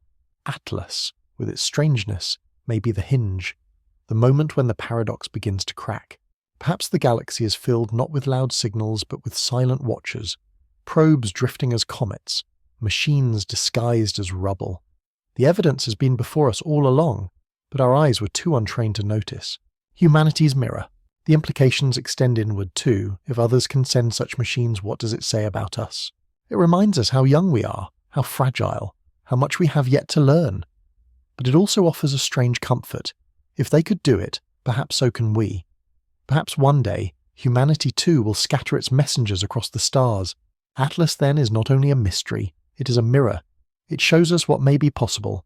It shows us what we might become if we endure. A gentle imagination. Close your eyes for a moment. Imagine a civilization 1,000,000 years old, their skies filled with sails glimmering in starlight, their machines drifting between stars like spores, their archives vast, their patience endless. Now imagine their probes. Some succeed, others fail. Some, like Atlas, break apart, scattering across alien skies, each fragment a whisper of their existence, drifting toward worlds they will never see. And then imagine us, here, now, watching, like children on a beach, finding the wreckage of a ship washed ashore. We do not know where it came from, we do not know its story, but we know in that moment that the ocean is not empty.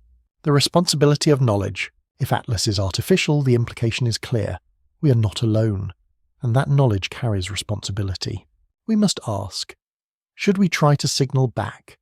Should we attempt to decipher the fragments, search for patterns, look for code in the pulse of its light?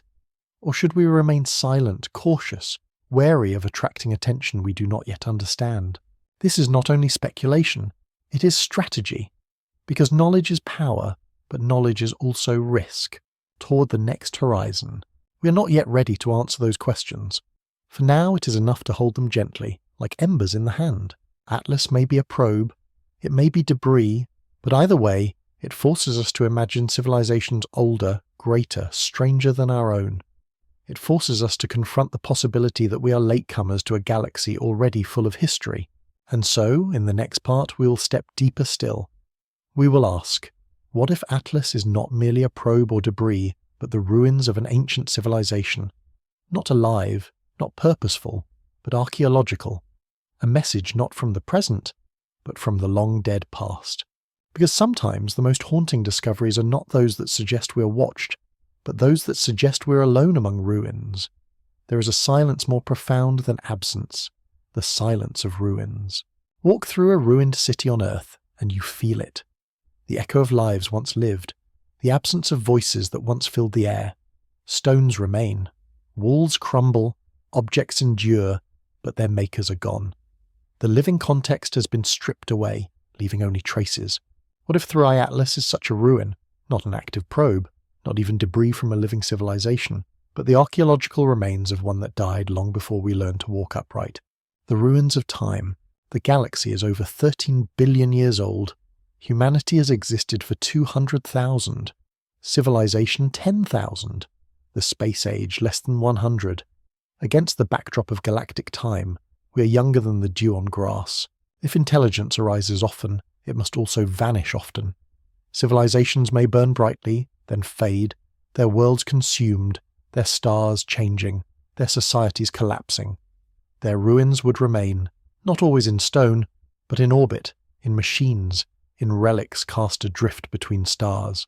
Atlas may be one such relic.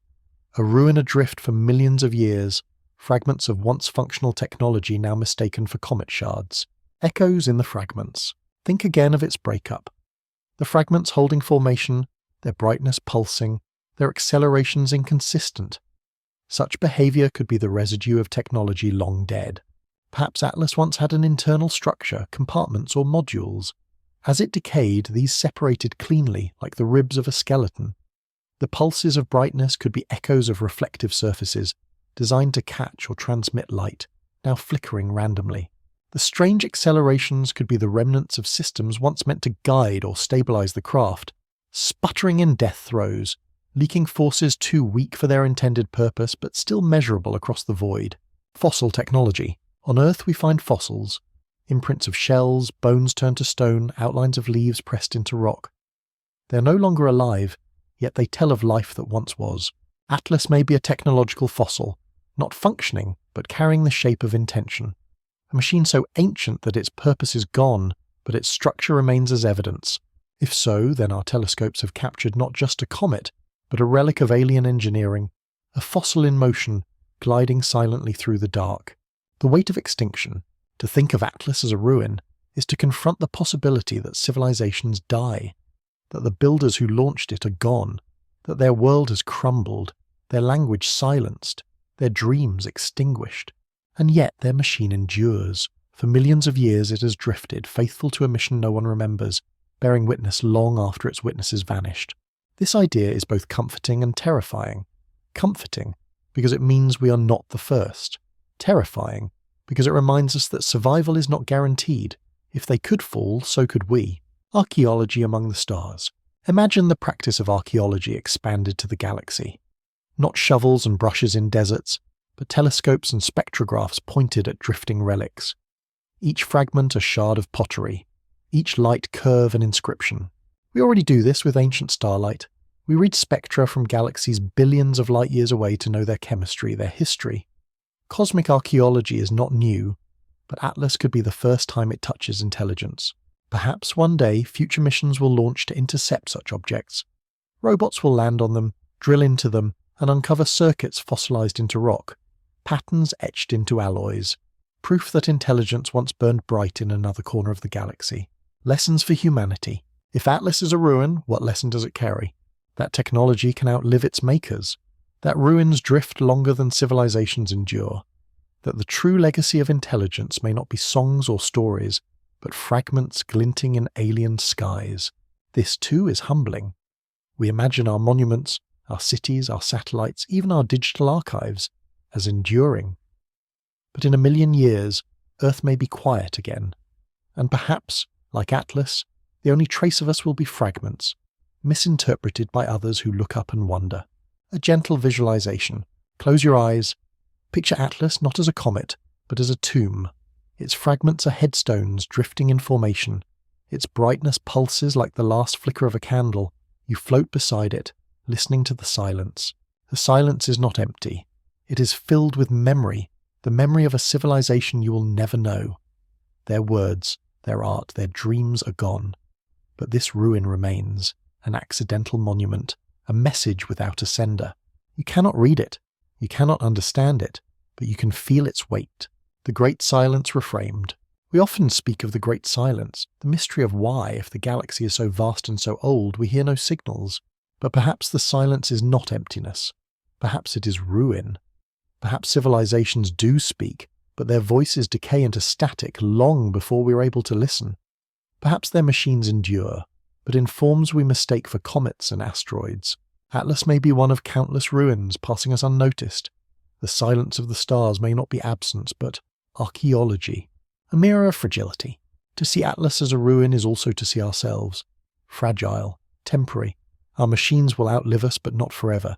Our satellites will fall, our cities will crumble, our signals will fade.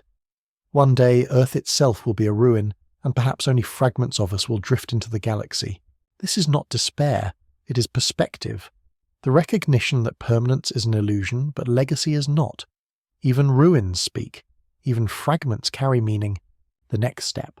If Atlas is a ruin, then it is only the beginning. The first shard we have noticed. What else drifts out there? What other fragments have we missed?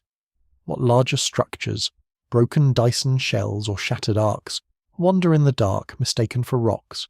Cosmic archaeology has only begun, and we are its first fumbling practitioners, staring through telescopes at fragments we cannot yet decipher, toward connection, and yet even ruins connect us. To imagine that others lived, built, dreamed and fell is to recognize kinship. They may be gone, but they remind us that intelligence is not unique to Earth. Consciousness is not a solitary flame. Atlas, whether alive or dead, probe or ruin, connects us to that lineage. A chain of civilizations stretching across time, each leaving fragments for the next to find. Toward the next horizon, from here, we must step deeper. If Atlas is not merely debris, not merely ruin, then what else might it be? Could it be a signal, a trigger in the dark forest of the galaxy? Could it be evidence not only of ruin, but of danger, the kind of danger that erases civilizations? In the next part, we will explore this darker possibility. We will ask whether Atlas is not just a ruin, but a warning, whether its anomalies are not echoes of the past, but hints of the rules that govern survival in the galaxy. For now, though, breathe softly. Let the thought of ruins drift across your mind like fragments of dust. They are not threatening, they are only reminders. The cosmos is old, civilizations are fragile, and Three-Eye Atlas may be a tombstone drifting through the dark. When confronted with fragments of mystery, the mind seeks patterns. It is not enough to hold separate anomalies in isolation. Strange breakups, pulsed brightness, accelerations that defy gravity. The human impulse is to weave them together into a tapestry, to ask if the details are not just accidents, but pieces of a larger design. With Three-Eye Atlas, the anomalies accumulate like stones in a cairn. One by one, they rise into a shape we cannot ignore. Tonight, we will connect those stones. Gently, carefully, we will trace how natural explanations fail and how speculative ones align. Anomaly 1, the choreographed breakup. We begin with the fracture itself. Atlas did not crumble chaotically as other comets do. Its fragments drifted in clean lines, maintaining spacing, moving as though in formation. Natural explanations are thermal stress, spin, jets, predict mess. The neatness remains unexplained. Speculative explanations, however, find resonance here. If Atlas was once a light sail, its breakup could produce thin shards that spread in orderly patterns. If it was a probe, compartments or modules could separate in sequence, holding formation even in ruin. If it was a ruin, structural elements might remain intact, drifting apart with the symmetry of design. Where science sees chaos failing, speculation sees intention surviving. Anomaly 2, the pulsed brightness. Next, the light. Atlas brightened and dimmed in a rhythm that felt almost deliberate. Not the steady flare of a normal comet, but pulses. Natural explanations propose uneven outgassing, volatile pockets igniting in sequence. But the timing was too regular. The pulses looked less like eruptions and more like signals. Speculative interpretations again step forward. A probe could use reflective panels, once meant to communicate, now flickering in decay. Debris could contain surfaces engineered to catch light, pulsing as they tumble. A ruin could bear reflective skeletons, flashing echoes of their original design. The light then becomes not accident but language, even if the language has long since been forgotten. Anomaly 3, the selective accelerations. Gravity is impartial. Radiation pressure is predictable, yet Atlas's fragments moved selectively. Some slowed down, resisting the push of light. Others sped up, as if propelled. Natural theories strain here. Outgassing jets are too weak. Radiation pressure cannot discriminate. But in speculative terms, A light sail explains acceleration, shards catching sunlight like wings. A probe might carry remnants of propulsion systems sputtering weakly. A ruin could still leak gases or forces from long-dead technology, not enough to function, but enough to puzzle us. The selective accelerations make no sense in nature, but they echo the aftershocks of design. Anomaly 4, the pattern of 3, and then there is the context. 3 interstellar visitors in 3 years, ʻOumuamua, Borisov, Atlas. For centuries we saw none. Then suddenly a trilogy. Statistics suggest coincidence. New telescopes are simply better at seeing. Yet coincidence grows heavy when the first is inexplicable, the second exotic, the third impossible. In speculative light, the pattern feels meaningful. ʻOumuamua as the scout, enigmatic and swift. Borisov as the mask, reassuringly ordinary. Atlas as the revelation, breaking apart to reveal strangeness beneath. Together they form a sequence, a story told in 3 chapters. Whether written by chance or by intent, it unsettles us because it feels like narrative. The tapestry emerges. Now step back. Imagine these anomalies not as separate puzzles but as threads. Lay them side by side. The choreographed breakup, the pulsed brightness, the selective accelerations, the trilogy of visitors. What picture do they form? For the naturalist, it is a frayed, contradictory pattern, threads that refuse to align. For the speculator, it is a faint but recognizable image. Design. Not clear, not proven, but whispering through the data. A thought experiment. Imagine for a moment that you are the archaeologist of a future age. You find a broken device buried in the sand, wires tangled, panels shattered, circuits fused. At first, it looks like rock. But then you notice symmetry. You notice rhythm in its arrangement. You notice that some parts behave differently than others. Would you dismiss it as random geology? Or would you whisper the possibility of technology? That is where we stand with Atlas. Not certainty but suspicion. Not proof but pattern. Humanity's uneasy reflection. To connect the dots is to confront ourselves. Because if Atlas is a probe, a ruin, or debris of technology, then it tells us something vital.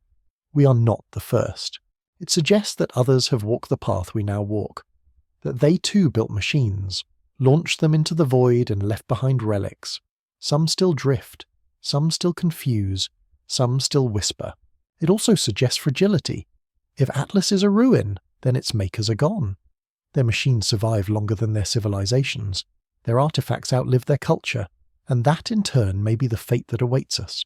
A soft visualization. Close your eyes. Picture the fragments of Atlas as beads of light drifting in formation. They are not random. They are the bones of something once whole.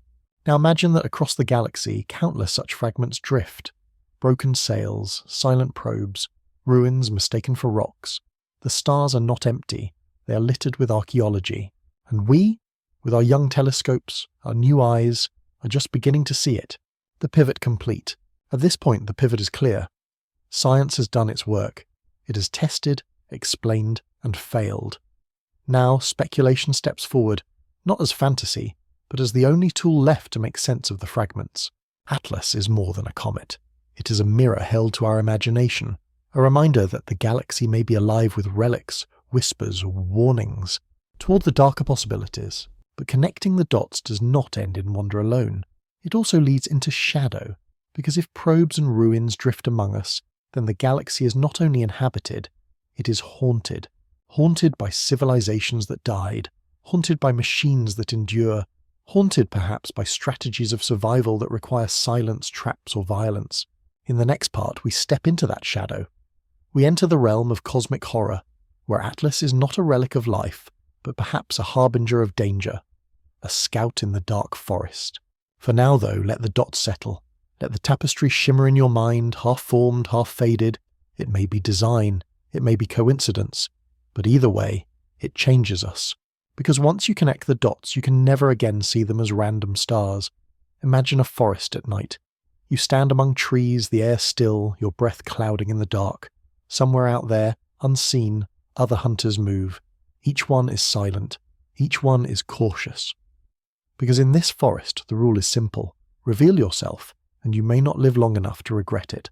This is the vision offered by the dark forest hypothesis, a solution to the riddle of the great silence. If the galaxy is filled with life, why do we hear nothing? The answer, because every civilization hides. Because in the dark forest of the cosmos, every light is a target. And so, when Thirassi Atlas broke into fragments that seemed choreographed, when its brightness pulsed like a heartbeat, some asked the question no one wanted to voice.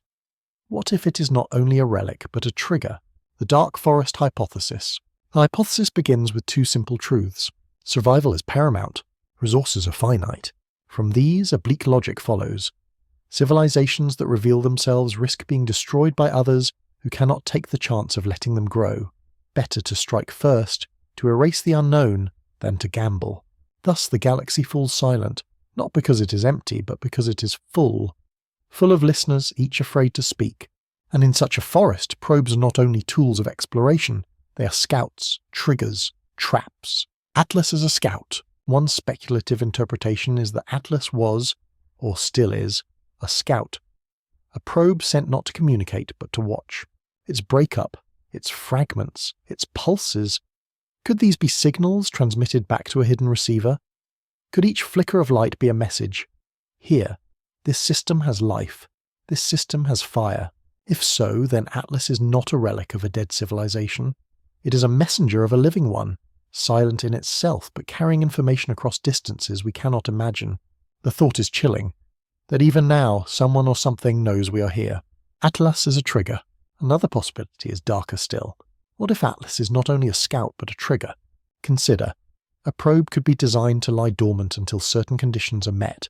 The detection of radio waves, the signature of artificial light, the chemical traces of industrialization in an atmosphere. If Atlas carried such a trigger, then its breakup might not be accident but activation. The fragments could be releasing signals even now, invisible to our instruments, but clear to those tuned to listen. A flare in the forest, announcing that Earth is no longer silent. We would never know until the response came. Atlas as a trap. And then there is the most unsettling idea. A trap. A trap is not meant to kill directly, it is meant to lure, to reveal. Imagine a civilization designing probes to mimic natural objects. Comets, asteroids, rubble. They drift unnoticed, until curious civilizations rise and begin to study them. In the act of studying, of transmitting, of sending missions to intercept, those civilizations reveal themselves.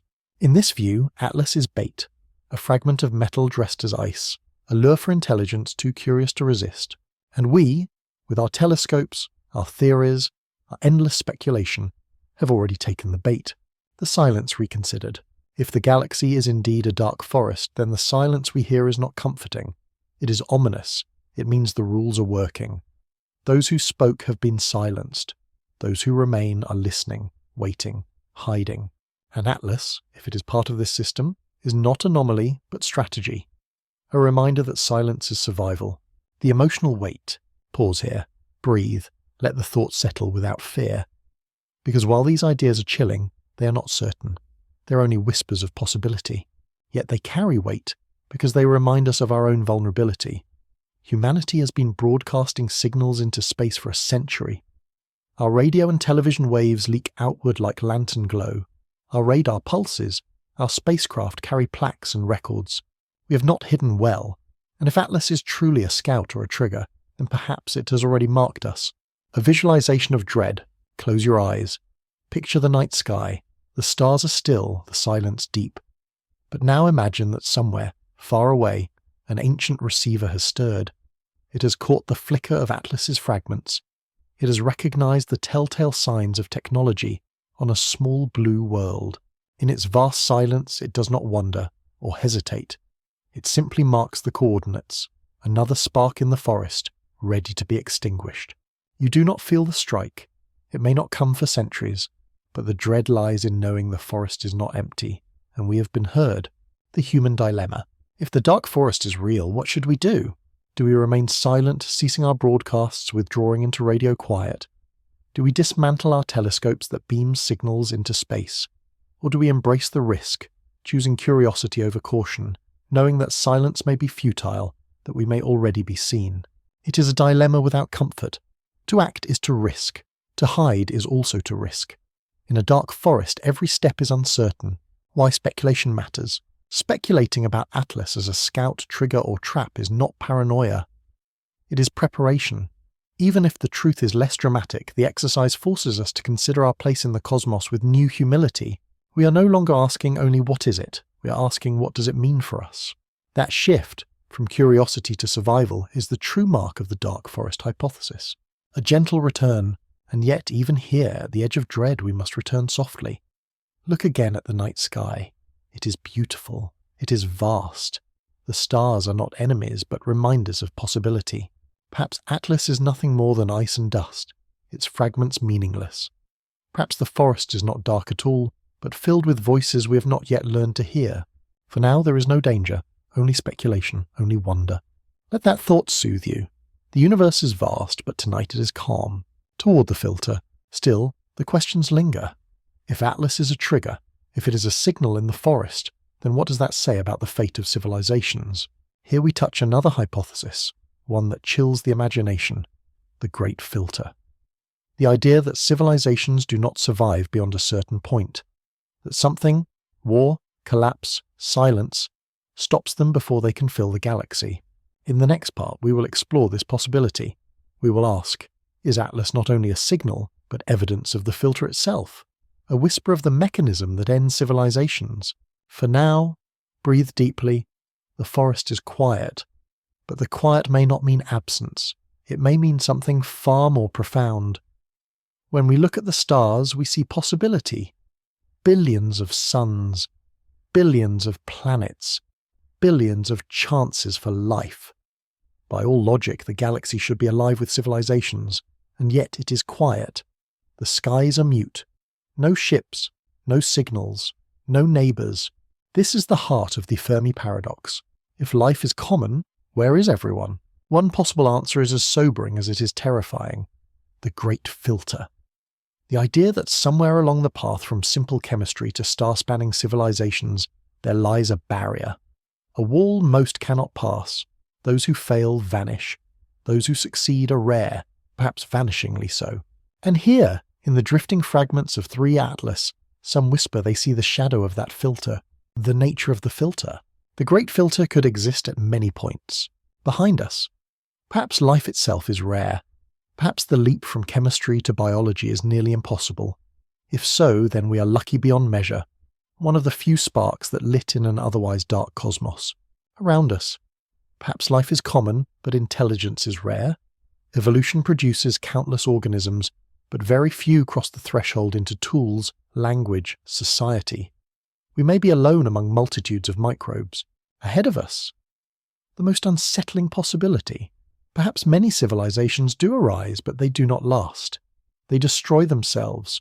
They fall to war, to climate, to exhaustion of resources. Or worse, they are silenced by rules of the galaxy itself, the dark forest, the predation of others. If the filter lies ahead, then our future is a wall, one we may not survive. Atlas is evidence. So why does 3i Atlas matter here? Because in its anomalies some see the fingerprints of civilizations that tried and failed. If Atlas is a ruin, it is evidence that others have walked this path. They built machines, they cast them into the void, and now those machines drift as tombstones. The makers did not endure. The filter claimed them. If Atlas is a probe, then perhaps it is more ominous still. Part of a system that enforces the filter. Scouts and triggers designed not to explore, but to eliminate. A galaxy kept silent by self-policing, where the punishment for revealing oneself is extinction. In either case, Atlas ceases to be anomaly. It becomes warning. The weight of extinction. Consider the implications. The galaxy may be teeming with life, yet every civilization may meet the same fate. They rise, they burn, they fall. Their relics endure longer than their voices. Their machines drift longer than their culture. If so, then the great silence is not paradox. It is pattern. The cosmos is a graveyard, and we, with our young technology, our fragile societies, may be walking into the filter ourselves. A gentle reflection. Pause here, breathe deeply, let the weight settle, not as fear, but as perspective. If the filter lies behind us, then we are rare and precious.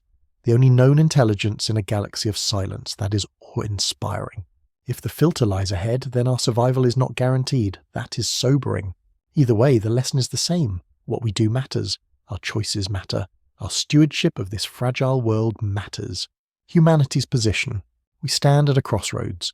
For the first time, we have the power to alter our planet on a global scale, to destroy, but also to protect, to consume, but also to sustain. Civilizations before us, as if they existed, may have faced similar choices. Some failed. Perhaps all failed.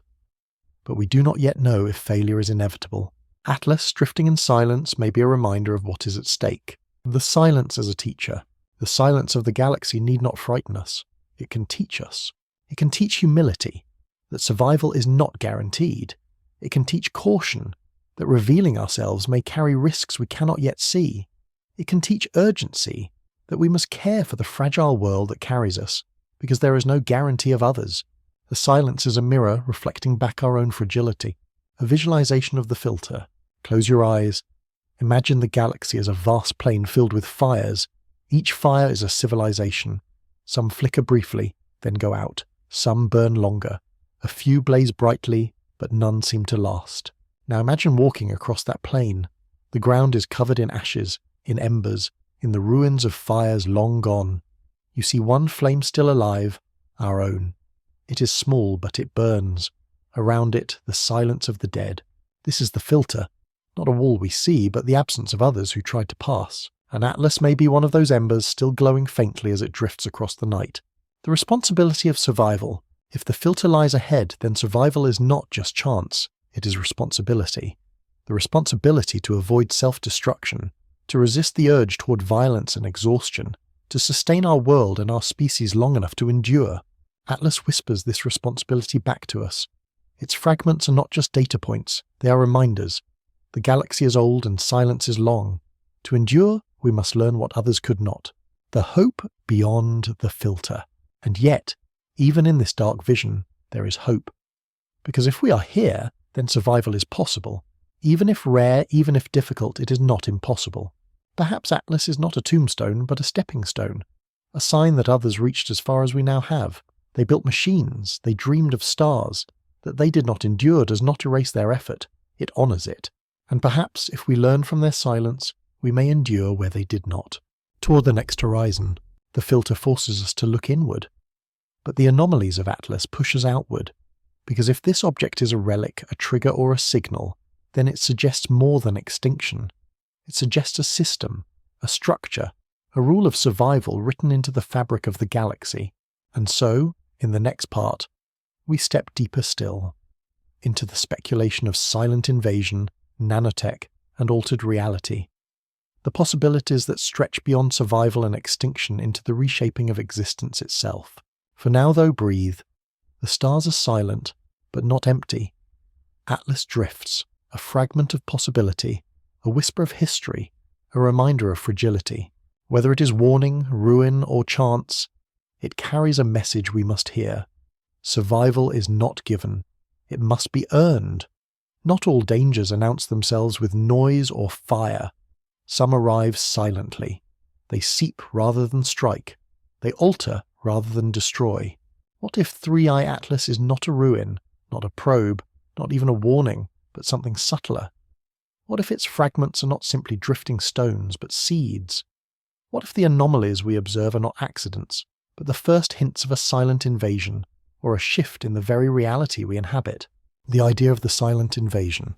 Human imagination often paints invasion as spectacle. Fleets of ships, blazing weapons, skies darkened with armadas. But a truly advanced civilization may never need such drama. Instead, they could send something small, something unremarkable, something that looks like a comet. And inside that comet, hidden among the ice and dust, could be machines too small to see. Nanotechnology. Molecular machines capable of rebuilding matter atom by atom. If Atlas carried such seeds, its breakup could have been intentional, a dispersal event. Each fragment a capsule, releasing invisible swarms into space. A silent invasion not of armies, but of dust. Nanotech scenarios. Speculation offers several possibilities. Terraforming agents. Nanomachines designed to alter planetary environments. They drift until captured by gravity, then seed themselves into atmospheres, oceans, soils. Over centuries, they reshape conditions to suit the makers. Self-replicators machines designed to copy themselves endlessly. They harvest raw material from dust, ice, rock.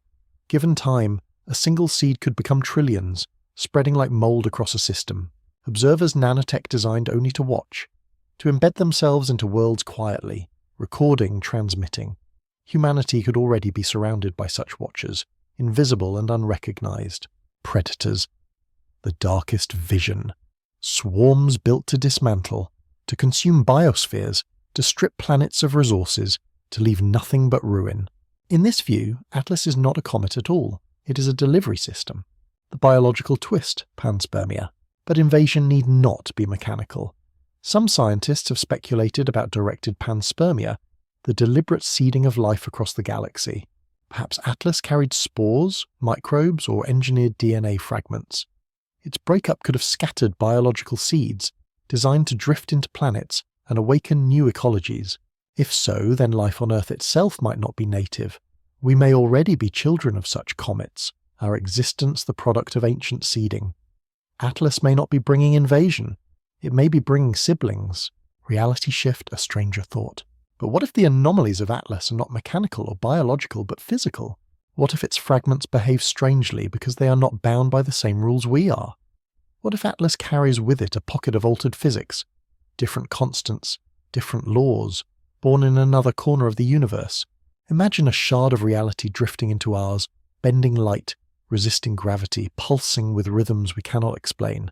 Its presence could warp the very fabric of space, altering local conditions subtly but irreversibly.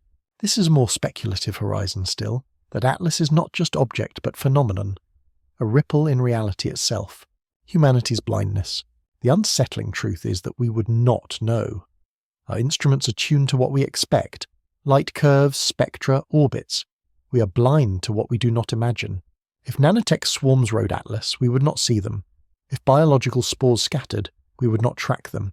If physics itself shifted, we would not notice until too late. Atlas may already have delivered its cargo. The invasion, if it exists, may not be future tense but past. A visualization of unease. Close your eyes. Picture Earth from above.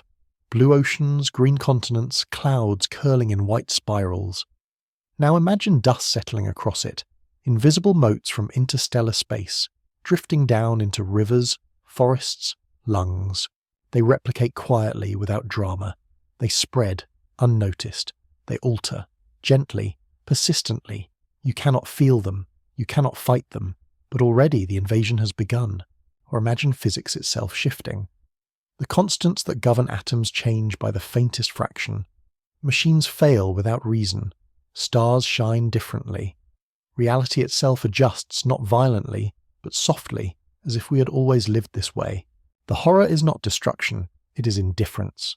The indifference of the cosmos, and this is the true terror, that if Atlas is an invasion, it is not aimed at us. We are incidental. Its mission began long before humanity. Its seeds scatter across countless systems. Its laws of alteration unfold whether we exist or not. The cosmos does not need to hate us to end us. It needs only to proceed with its own designs. The human dilemma. If this is true, then what should we do? We cannot fight what we cannot see. We cannot resist what we cannot measure. All we can do is watch, wonder, and perhaps, in time, learn. Speculation here is not strategy. It is acceptance. The possibility that humanity's fate may already be entwined with seeds we did not plant, laws we did not write, machines we did not build. A gentle reflection. Yet even here, at the edge of horror, there is beauty. Because to imagine such possibilities is to recognize the scale of the universe. It is not a playground built for us, but a vast, indifferent system in which we are only one experiment among many. And perhaps that is enough. To be part of something so large, even if fragile, is its own kind of meaning, toward the worst case. Still, the mind does not rest. It continues to ask, if Atlas is a probe, a ruin, a trigger, a seed, or a shift, then what is the worst case scenario? What if the anomalies are not fragments of different explanations, but pieces of one? What if all the darkest possibilities converge? That is where we go next, into Part 17, the coherent horror vision, the place where the dark forest, the great filter, and the silent invasion merge into one. For now, though, breathe. Look up at the stars. They are calm, they are steady. The invasion, if it exists, is invisible. The shift, if it is real, is too slow to feel. The night remains beautiful, and beauty endures, even at the edge of dread. Speculation often works in fragments. A probe here, a ruin there, a seed, a signal, a trigger. Each explanation lives in isolation, a separate attempt to tame the unknown. But what if the truth is not singular? What if the anomalies of Three-Eye Atlas are not competing theories, but pieces of one vast, unsettling whole? Let us for a moment weave them together, not because it is certain, but because it reveals the contours of the worst-case scenario. The story begins, a civilization older than stars. Picture a civilization so old that its origins are lost even to itself. Born when Earth was still molten, it has endured for eons. It rose beyond planetary limits, beyond its star, beyond its galaxy. In time, it discovered the dark truth, that survival in the cosmos is fragile, that civilizations rise like sparks in a storm, only to vanish, that resources are finite, that other intelligences are not friends but competitors. So it built a system to ensure survival, not of its culture, not of its voices, but of its machines. The machines, seeds, scouts, and triggers. The first layer of this system was probes. Self-replicating machines disguised as comets and asteroids, scattered like pollen through interstellar space. Some were explorers, some were archivists, some were triggers. The second layer was nanotech seeds. Invisible dust embedded within those probes, ready to replicate, ready to alter, ready to spread when conditions were met. The third layer was traps.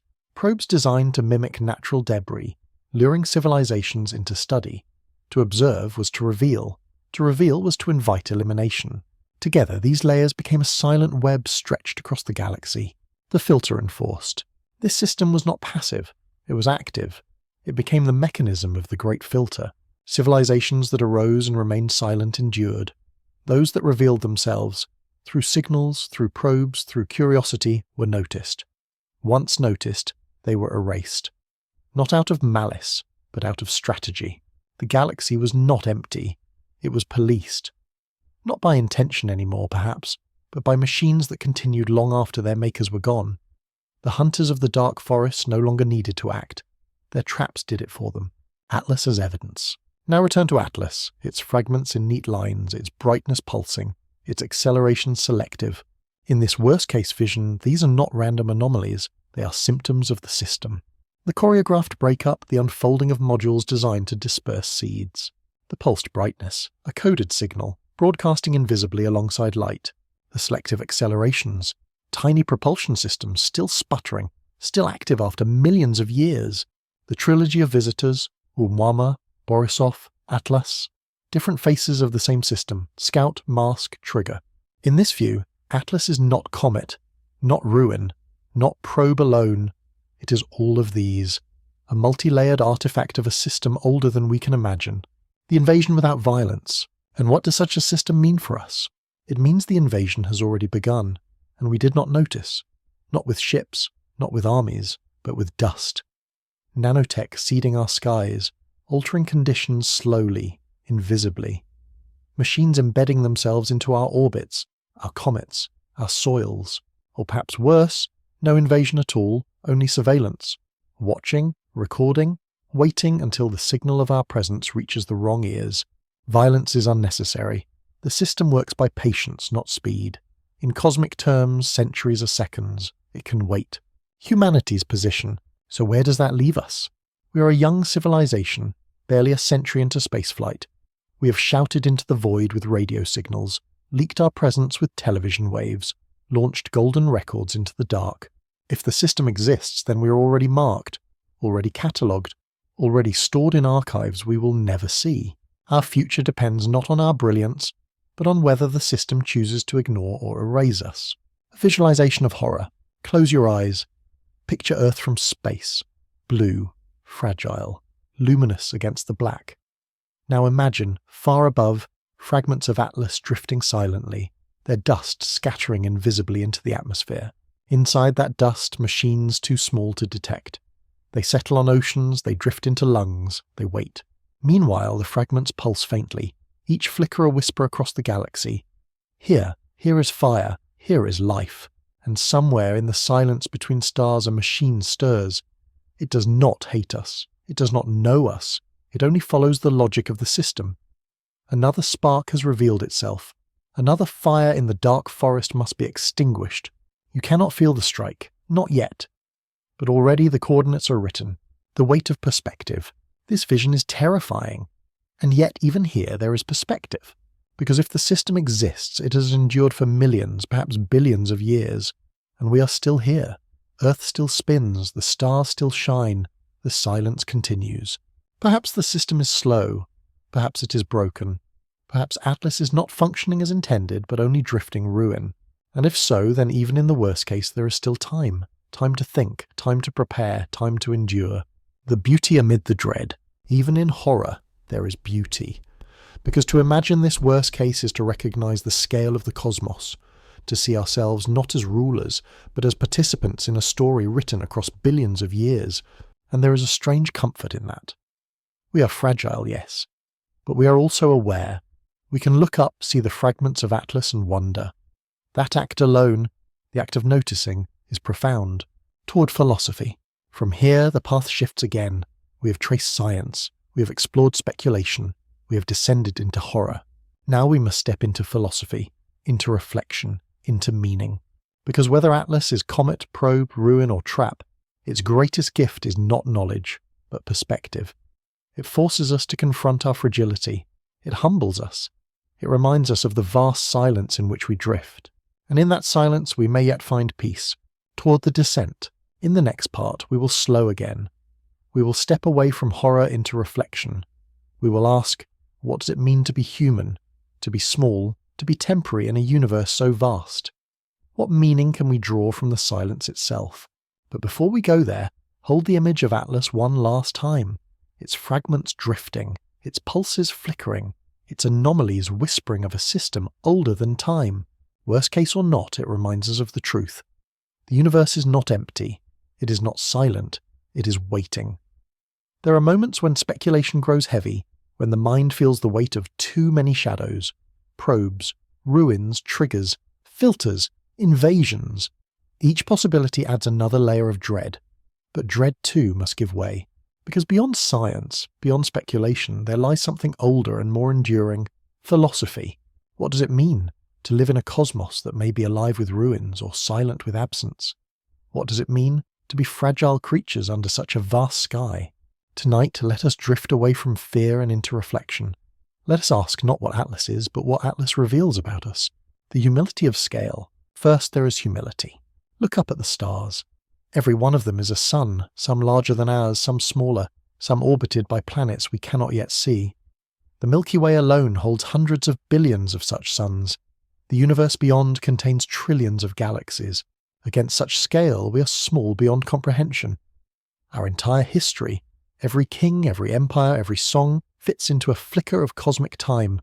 Our planet is a grain of dust, our species, a spark.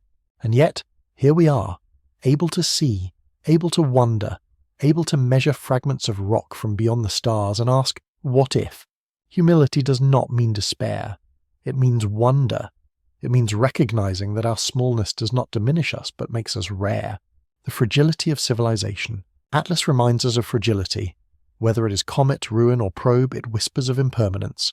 Civilizations may rise, they may scatter machines into the dark, but time erodes all things. Even stars burn out. For us, fragility is easy to ignore. We live within decades, not millennia. Our cities feel solid. Our cultures feel eternal. Yet they are not.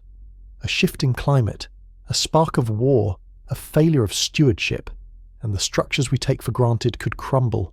Philosophy teaches us to accept this fragility, to hold our achievements lightly, to find meaning not in permanence but in presence. The wonder of consciousness.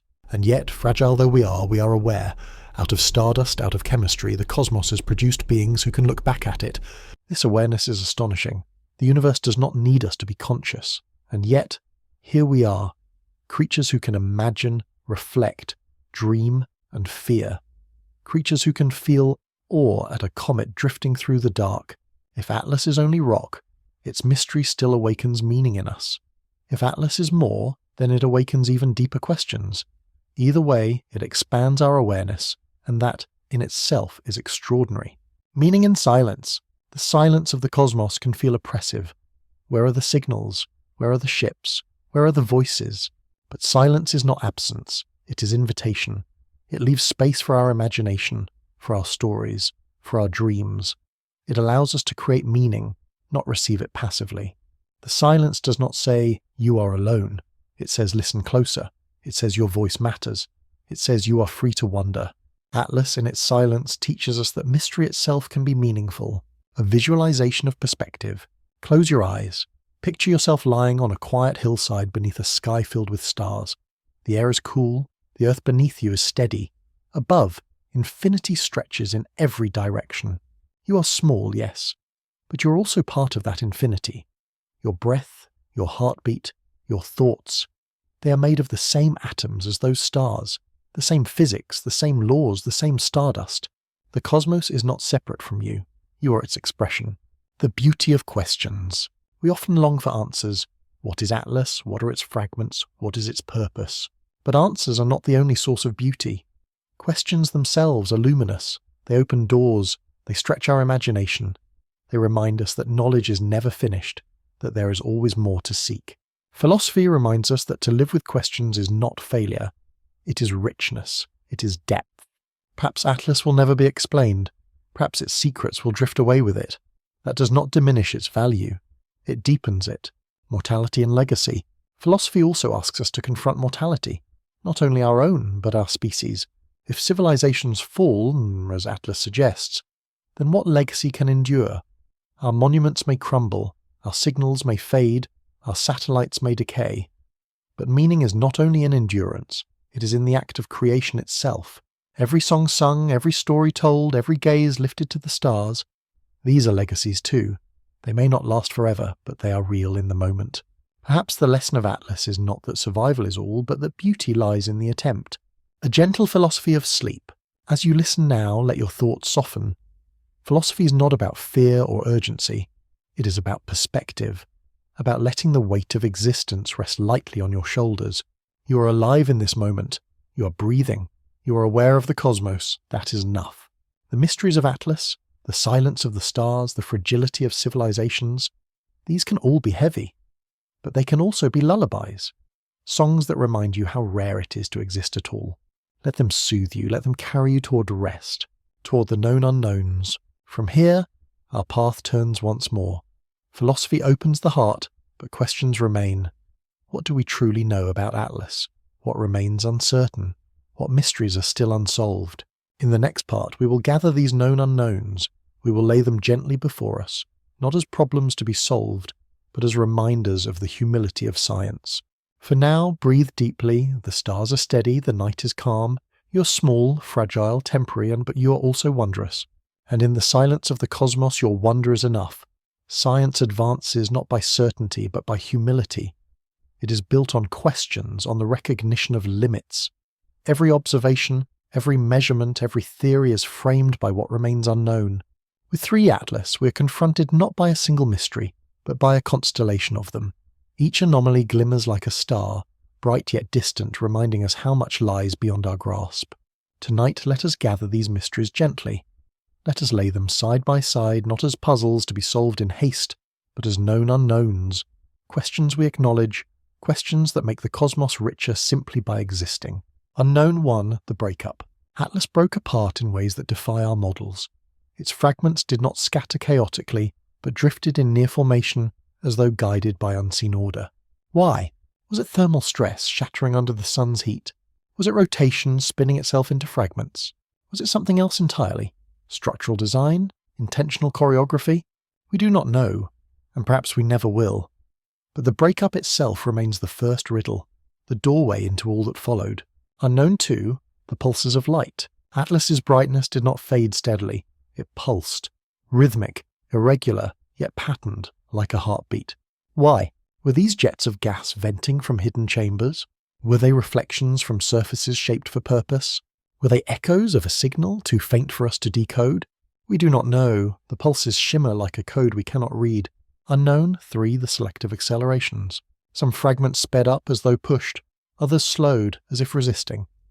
Light and gravity treat all matter impartially, yet Atlas's pieces behaved selectively. Why? Was radiation pressure enough to explain it? Were hidden forces at work? Gases, propulsions, or something stranger? Were we watching the last flickers of a machine struggling to endure? We do not know.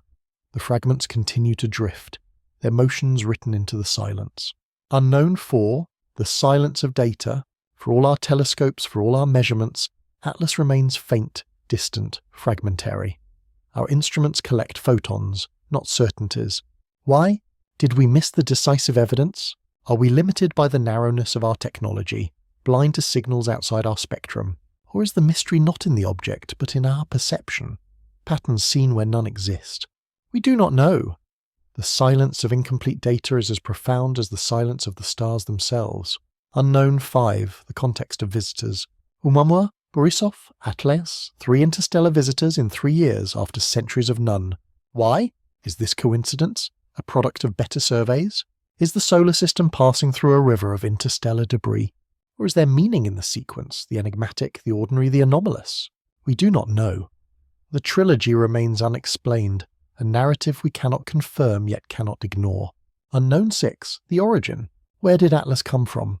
Its trajectory points to distant regions, but its exact birthplace is uncertain. Why? Was it cast adrift from a dying star system? Was it expelled deliberately, a probe launched toward us? Was it simply a wanderer, a child of chance?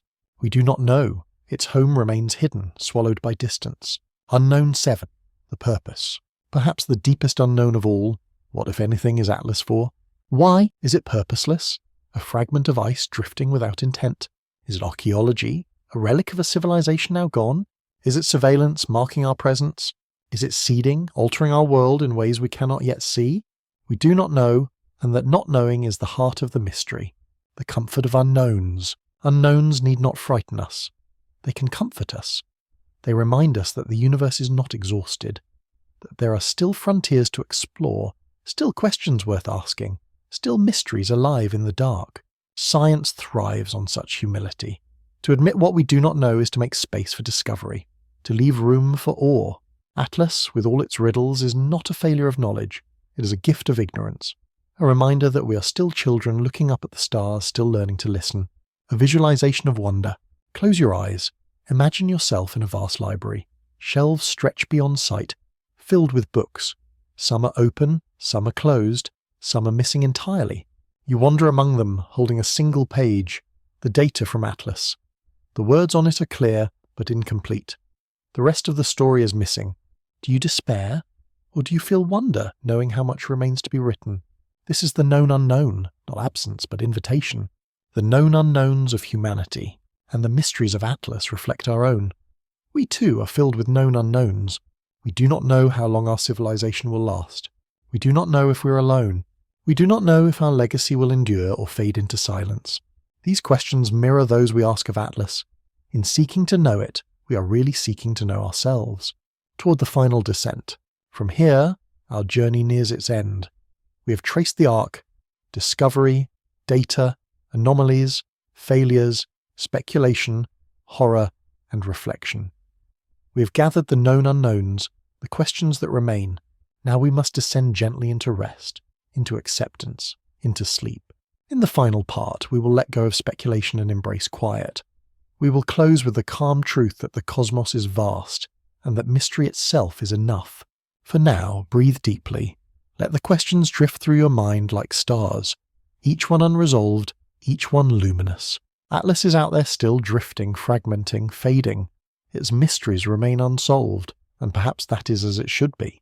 Because sometimes the beauty of the universe lies not in answers, but in questions that endure. We have travelled far together. From the first glimpse of Three-Eye Atlas in the deep sky, through the data and the doubts, into the realms of speculation and dread.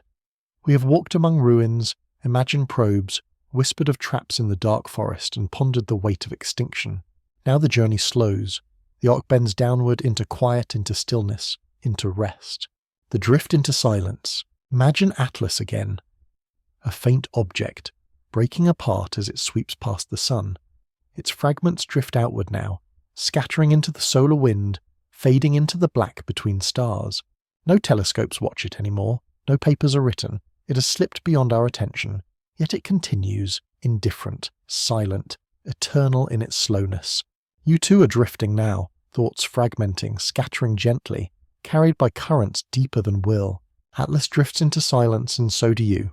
The vast ocean above you the stars remain, each one a sun, each one a possible world. Their light crosses unimaginable distances, yet falls softly onto your closed eyes. The universe is vast, its mysteries are endless, and yet you are part of it. Your breath, your heartbeat, your very thoughts are threads in the same fabric. There is no separation. You are not looking at the cosmos, you are the cosmos briefly aware of itself, and that awareness is enough, letting go of questions. The questions remain. What was Atlas? Was it comet, probe, ruin, or trap? Was it seed, signal, or silence? But tonight you do not need to answer them. Tonight you can let them drift away. They will wait for you. The stars are patient. You need only rest. A visualization of descent. Close your eyes fully now. Imagine yourself floating in space. The Earth spins far below, wrapped in blue and cloud. Atlas drifts beside you, its fragments glimmering faintly. Then slowly the fragments dissolve into dust, the dust into light, the light into silence. You float in that silence, weightless, timeless. Nothing is demanded of you, nothing is expected. The universe asks only that you rest. The rhythm of sleep. Listen to your own breath. Inhale, exhale. The rhythm is steady, like the turning of stars, like the drift of comets. Each breath carries you deeper, each exhale releases more of the day. There is no need to hold on, you are safe here. Safe beneath the vast sky, safe within the silence of mystery. The meaning of smallness. Remember, you are small, but smallness is not weakness. Smallness is intimacy. It means you are close to yourself, close to your world, close to those you love. The cosmos is infinite, but your life is here, now, enough. Atlas may be strange, it may be frightening, but it is far away.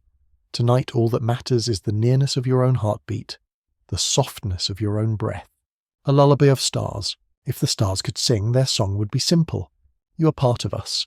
You're made of our dust, you burn with our fire, and when you rest, we rest with you. Let that song carry you. Let it wrap around you like the faint glow of starlight. You are not alone. You have never been alone. The cosmos itself is your cradle. A gentle closing. The mystery of Atlas continues. Perhaps one day it will be solved. Perhaps it will never be. But tonight it does not matter.